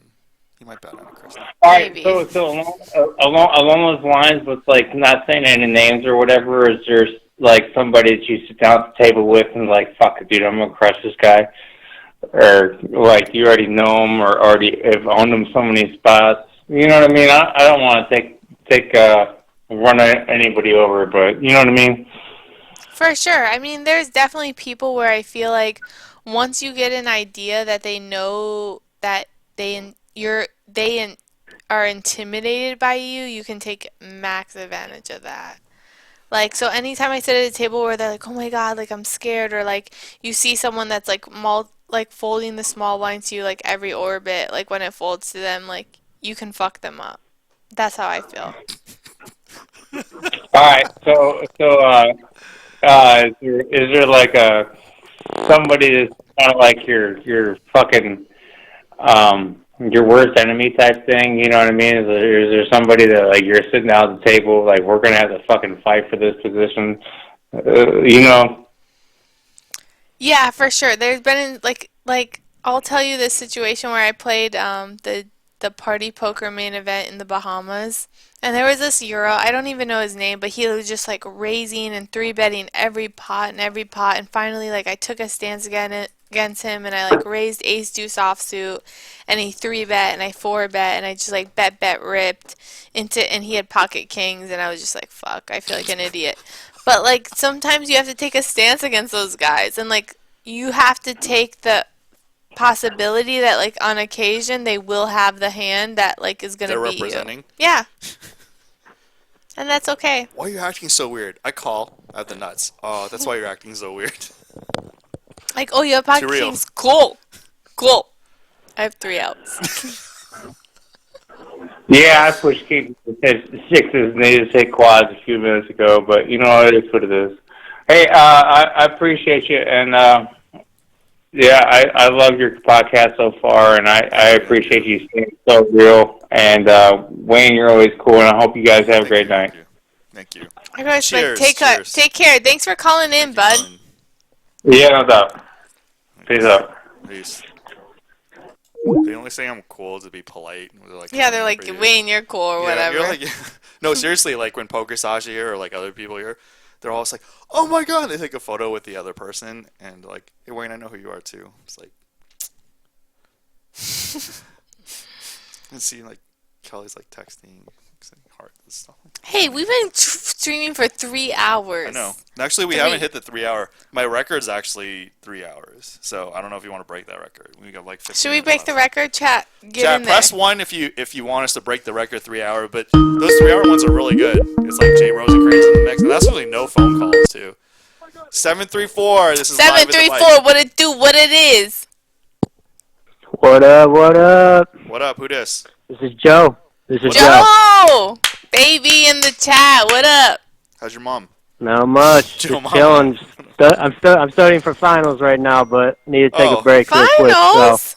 Finals in what? Yeah, finals. I got a philosophy final tomorrow. Dude, the only Sick. final table you should be doing is final tabling. What philosophers are you studying? This is my philosophy of life class, but it's not my major. My major's finance, so. Aristotle, Socrates, Which what? philosophers? Locke? Nietzsche? Oh yeah, like John Kant. I don't know, just random like philosophers and all stuff like that. But Wisest is he who knows he does not know. Who is that? what'd you say? I'm sorry, I didn't hear you that. Wisest is he who knows he does not know.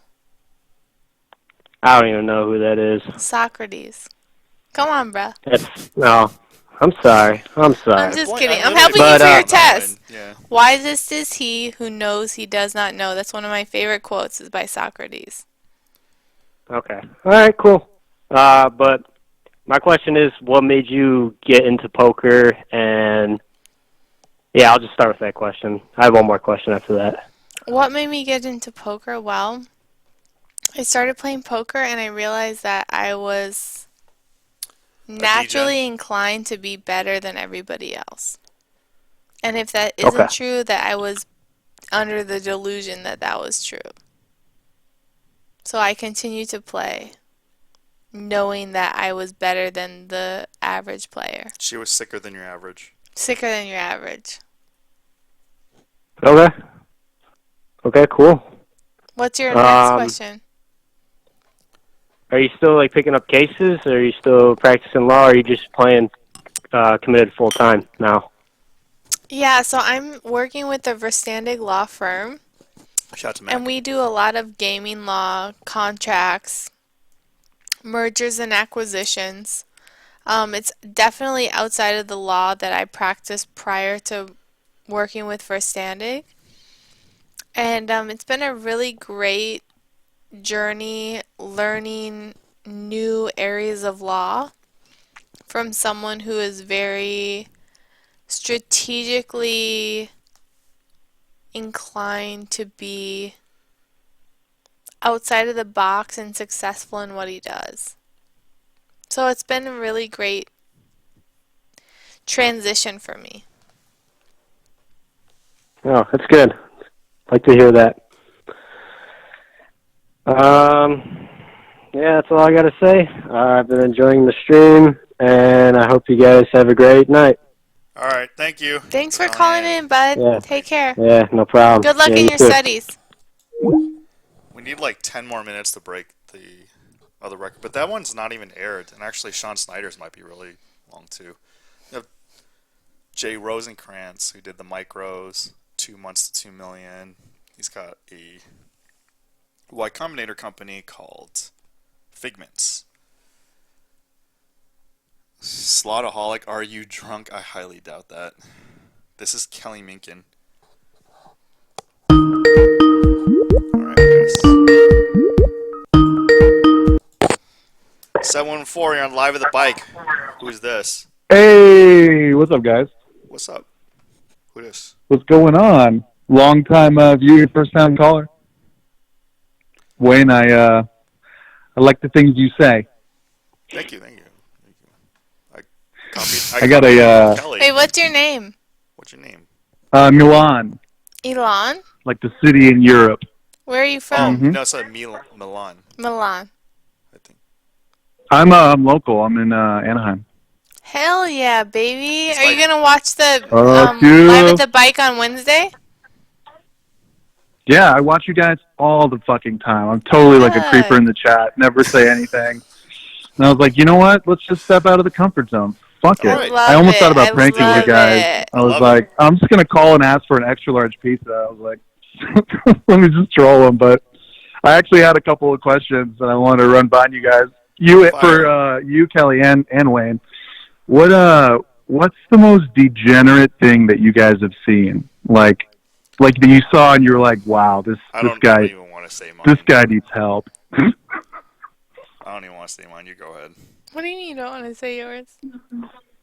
I just don't want to. Go ahead. You can say. God, the Oh, most come on. degenerate thing I've ever seen. Well, off the top of my head, the most degenerate thing I've ever seen was John Party getting my name tattooed on him and my Twitter handle for $1,000. Like, that was legitimately insane. He got, like, right here on his hip, like, right here, he got Kelly Minkin and at the illest. Like, and he doesn't have any other tattoos. It's just right on his hip right here. That's pretty degenerate. You put your tattoo on your hip. When I dip, you dip, we dip. Put your hand up on my hip. When I dip, you dip, we dip. Well, that's real love right there. I mean, you can't fault that. No, I'm sure you give him a hug every but time you see him. he's amazing, and he's one of my best friends, but it was pretty crazy. But I love it. Correct. Wayne, we got to circle back to what you're sliding on there. I gotta pry a little deeper there, man. Sorry to put you on the spot, but let's get a little story time going. Come on, man. Don't hold back. Come on, man. Just people get so negative and just want to, like, negative in dollar amounts and just want to keep chasing. It's, like, bad. Wait, what? Like, they degen, they lose, and go very negative. And I have been in that spot, too. No, but, like... What's your game of choice, roulette? You roulette degen? I knew it. I think I played roulette, like, at most 3 times in my life. Okay, what is it, Bach? Me? No. Craps? Blackjack? Don't lie. I've done the blackjack thing. The problem with blackjack is, like, I have an edge. I know I could beat the game, but the bankroll you need to beat the game is just, like, ridiculous. This is the words of a degen. Yeah. The words of a degen. Yep. I can beat the game. I'm also Okay, not allowed Kelly, to play one the more. game Okay, in San go ahead. Diego in Nevada. Okay. Cutest guy in poker, go. Cutest guy in poker? Fabian Quas. He's cute. Okay, I don't know. I had a really big crush on him for like years. All right, shout out. Well, hopefully he's watching right now, and I'll call in. He's not watching. All right, guys. Thanks for your time. I'll catch you guys on Wednesday then, huh? All right. Thanks for calling in. Catch Mac for standing. All right, later. On Wednesday. Later. December 18th. We're gonna have Mac for standing next. Yo, what Monday. up, baby? We're gonna have Mac for standing next Monday. Robert Donaldson says, Kelly, you're right. Wayne, you're a degen. Yeah, I'm pretty bad. Worth it. Wayne probably blew $100K at the Rhino Strip Club after a nice run at the blackjack table. You go to the Rhino? Ooh. No. We almost had an uninvited guest. Who's this? This is my boyfriend. Oh, okay. Oh, I'm sorry. I didn't mean to touch her. How's it going? 1 sec. We're going to take this call in a minute. 310. Who this? It's Q from P's and Q's. What's up, Q? What's up, Q? What up, Wayne? What up, Kelly? What up, girlfriend? Y'all over there making me jealous with those tall glasses of wine. Oh, shit, girl. Girl, 303. pour me one. Y'all sipping on you that at? Sauvignon Blanc? I'm Yeah, in LA. how do you I'm at know? home. I'm a Sauvignon Blanc expert. I love you already. Wait, what's your name? She's cute. My name is Q, She's a vlogger. and I have a poker vlog. It's called P's and Q's, and I played on Live at the Bike a few times. I'm going to be on PokerCraft in January, but Kelly, Girl. I would not be even doing what I'm doing if it wasn't for women like you who have been Aww. such a foundation for my growth as a poker crusher boss. Yes. You're the best. I No, already I want to love meet you. you. I feel like we'll be friends. Girl, we're gonna be besties. Girl, stop like it. I gotta ask We you on just the air. friends. What Can are I you saying? interview We're you? friends. Can I interview you for my poker vlog? I interview the greats, and 100%. you're one of the I'm greats. booked. Yes. Book it. Don't poach my guess. I'm just kidding. Don't poach my guess. Already done, I'm Wayne. joking. I mean, we Joking. can share. We can share. I'm joking. Oh my Done. God, that would be a huge Done. honor, I'm girl. gonna cry. Love him and leave him. Are you gonna It's cry, Kelly. Wayne? I'm already crying. I'm crying, dude. I'm crying. Oh shit! The Kelly Minkin P's and Q's is popping, and so one of the things I also do on there, and I'll just tell you now, so you'll be ready, is like poker etiquette. So I'm gonna say Kelly Minkin P's and Q's with Kelly Minkin, and you'll have to tell us what's your number one poker etiquette. But don't tell them now. Sorry, Wayne. You're gonna have to save it for the vlog. I got you, girl. I'm on there. I love you, and I love your I love outfit, you. and I love your dance Thank moves. you. Thank you. Don't play. That's Don't what the play. Sauvignon Blanc does, baby. Honey, trust. I already Don't know, talk but to we're me gonna like have. that. I love tequila. Is that what you said, Wayne? I love tequila, girl. No, I said you don't talk Girl. to When me we like get that. on your blog, girl, we'll do some tequila shots together. Honey, you ain't said nothing Honey, but a word. We're baby, gonna have I'm it ready. serious. I can't wait. I fucking love you already. Oops. I love Can you, I curse girl. on there? Oops. Yes. You can't what? Yeah, you can't help but wait. Shout out to Trey Songs. All right, y'all. How long are you guys gonna be on for? Are you? We're about to be done. We're about to be done. We're just trying to break the Jay Rosencrantz record. We're about to just finish the bottle. Oh my god. 2 bottles. Hell yeah. Once we're Hell done, yeah. boom. Boom. There it is. Well, I'm gonna send you a DM on IG, girl. Just Girl, be on the get it. lookout from P's and Q's. I'll know you. I'll write you back, girl. Thanks, baby. Thank you, Wayne. You know I love you. Long time. Sure. Long Love him and leave time, him. boo. I'm out of the picture. I was just. I mean, got look laddered. at her, Wayne. Look at her. You cannot compete with that. I know. No, I know. I knew when before I she love came you on. guys. I knew. All right. Later. Y'all the best. Bye, girl. Later, Gators. Talk to you later. Bye. Okay. Bye. I love her. Yeah, she's super sweet. Like So sweet. Yeah, she's just like so sweet. I've been forgotten. So sweet. I'm like not even relevant. What's your favorite? What are your like top favorite movies? Me? Yes, you, the guest of PokerCraft for December 16th. Top favorite movies. I love Encino Man. Shout out to Brendan Fraser. Babel. Oh, who? Was Brad that Pitt. Oh, that was Brad. Yeah. I had some blanks out, and then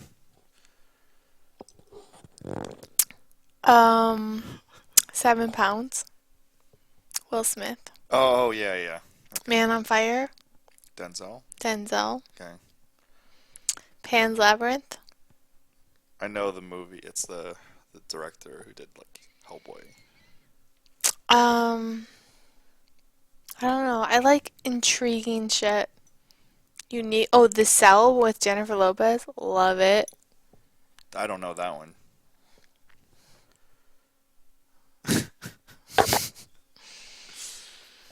Tim's 1, 2, 3 into the Force is a great show. A lot of people say great show. Wow, guys! Shout out to Upswing and JJ Lagarza, who did the commentator, also Como. JJ, what up, baby? I am drunk. LATV. She's definitely drunk. Guys, I have really begged Kelly to come in. She's like super busy. She's got a job. He did. Yeah. I came through. I drank. I came to party. I was on bended knee. I came to talk to y'all. It took What like else so you many want? phone calls. It's like more phone calls than The Cell, LOL. genuinely. Kelly, why do you always look stoned at the poker table? Is that part of your strategy? Everybody thinks I'm always stoned. Really? And genuinely, my eyes are just slit. I'm not stoned. Wow. Gloria, I never smoke and play ever. like chat gets bad reads. Gloria Rosales says Wayne looks Your annoyed. BF is gay. Why does everyone say that? I don't get it. don't know. What's up, Harbs? He's always in the Joe Ingram mix.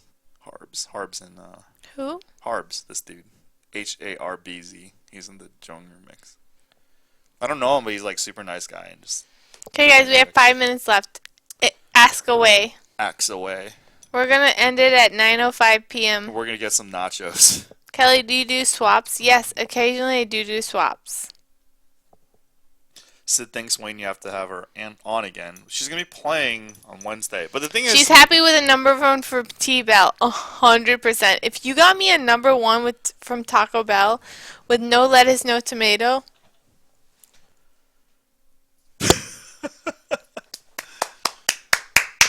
What's up, Harbs? Shout out. Mountain Dew? Harbs. Bitch. Harbs. You're probably closer to Joey than I am. Get him back in the mix, dude. I just like his pods. Like, I'm just holding the fort. You gotta get him back in the mix. Shout out to Joey Ingram 1, aka Chicago Joey, aka Poppy. Big Poppy! Poppy! I watched the Kelly Minkin podcast with Poppy. Your audition for Thirst Lounge was hilarious, by the way. Right? I don't remember. AKA LOL. It's your girl, but you didn't shout out live. It's your girl Ellis, AKA Machine Gun Kelly, AKA. Your face is covered by the emblem there. Yeah, there you go. Now you redo it. You didn't shout out live with Mike though, so I was really sad, but it's okay. It's cool. Just like high school, getting ignored by every girl I talk to. It's your girl. Kelly Minkin. Okay. 626. Yeah, baby, what up? 626. Who this? Yo, Rose, Big Al again. Oh yeah. Big Al, what up? What's up, Big Yo, Al? Kelly, I have a question for you. What up? How about you play on Thursday, PLO?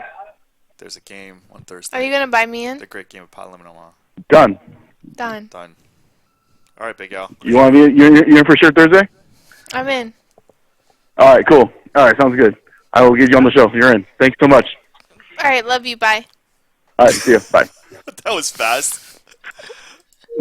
Okay, love you. Bye bye. What was that from? Woo, woo, woo, woo. What show is that from? Why is everyone hating on my jeans? They wouldn't be hating if they were here in real life. J Bro asked, "Do you smoke at all?" Yes. Or what smoke? What do you mean? Like Yeah, like I do the smoke. herbal or cigarettes? Herbal. Ye loves pizza. Asks, Kelly, are you a Laker fan? No. The dude says, "Thanks, Kelly. You were great." Thank you. The Kelly is to Wayne is great ratio is very. It's like 15-1. You guys, Wednesday, 5 p.m. Pacific Standard 6 Time. p.m. 6 p.m. Pacific Standard Time. And Thursday. Watch us. We're we going to play a promise. live at the bike. 5:10, no limit. I will be there. Fucking people up. Come watch. Come see a girl. Take it easy on me, baby. Intro more fast. Kelly, what's your worst bad beat story? This is a privilege that girls have. Guys would not hear a guy's bad beat story, but they'll listen to a girl's bad beat story. Don't even hate. That's so true. My worst bad beat story. Yeah, go ahead. I flopped a set of tens, And it was like 10-9-9. and I got runner quads to deuces. Shout out to Doyle. That was the worst. It's the Pocket worst. deuces turned a set river to full house. Or rivered quads, and I rivered a full house. Warren Bluffett asked, fondest childhood memory? I have a memory when I was about 5 or 6, and I was living in Milwaukee, and I was with my best friend Stephanie, and we were in the yard, and we were pretending to be grandmas, and we were Grandma Wee and Grandma P. We were sitting on lawn chairs, and we were just hanging out. This is awesome. This is the stuff that I get on Grandma Wee PokerCraft. and Grandma P. Get it right, baby. I'll be honest. This is what's gonna separate PokerCraft from the other poker podcasts because like they don't get this side of the Grandma poker Wee players. and Grandma P. What up, baby? Big Al Poker says, don't forget Thursday. Alright. Okay, guys, 2 minutes left. 2 minutes. Dude. Wayne doesn't like me anymore. No, I like you plenty. I just don't like being used and abused like you do at the poker table. What are the, like, commerce legends, online legends? Did you play online? No. Yeah. You're like hashtag live read. Derek Kino really wants you to freestyle rap. Yo, check it. My name is Kelly Minkin. I got you thinking. I really, really thinking. And then I come to the Light thinking the mic. that you bunny. She's rapping because she's drinking. Because I'm rapping because I'm drinking. All of her fine then words I really got you thinking. that I really be thinking. That you be thinking under that thinking. Oh my god. I'm gonna get my ass kicked over here. Okay, that's Why enough. don't you? Why does she not eat Come tomatoes? to and WSOP 51 anniversary. I will be rapping in my white tee, baby. tacos? Cheers to the white teas and the white wines. To women in poker are so fine, playing on their own dime. And I'm feeling mighty fine with this big behind. Ooh, rubbing up smooth skin. You say you want to get in my Benz? Then use me, smooth me, but the you ain't end the that average average groovy. I seen them dancing. Tell with romancing. Sweat. Wet. Jet. Gotta go in like a turbo Turbo jet. jet. I'm tired of magazines. Got flatbeds on the scene. Take the average black man, ask him that. You gotta pack much back. So fellas, Hey, fellas, hey. your girlfriend got the butt. Hell yeah. Shake it, shake Take it, shake that healthy butt. Baby got back. Kelly got back. Ooh. Dude, you get an alternate nickname. Like Machine Gun Kelly. M. Boom, boom, boom. Yeah, but it's like M Kelly. It's kind of like a rip on R Kelly. Is it though? Because you have your own identity. And Is it though? if he supposedly is just like locking down women and you're empowering and you're freeing women, then you're just like Guys, 30 a different seconds. kind of What do you Kelly. got? West Coast feel me. Intramore says, "Yo, Wayne, how do you not look? You're incredible." I don't know. I am looking like the whole package, right? 29, 28, 27, 26, 25, 24, 23, 22, 21. Shout out to 21. Okay, guys, we're gonna call it a night. This is Calling a wrap. Come see us Wednesday night, 5 p.m. Pacific Standard Time, live at the bike. Come see us. Be there. Be square. What up? What it do? December 19th, or sorry, December 18th for No Limit Hold'em, and Kelly promised Big Al to play on the 19th, the great game of Pot Limit Omaha. Shout out to Joe Ingram 1, aka Chicago Joey. Please come back and do content. We need you. We need you. And peace out. We're going to get some nachos at the brewery. Nachos, baby. Let's go. See you next time. Let's go, baby. Let's Wednesday go. night, 5 p.m. Peace. Lates.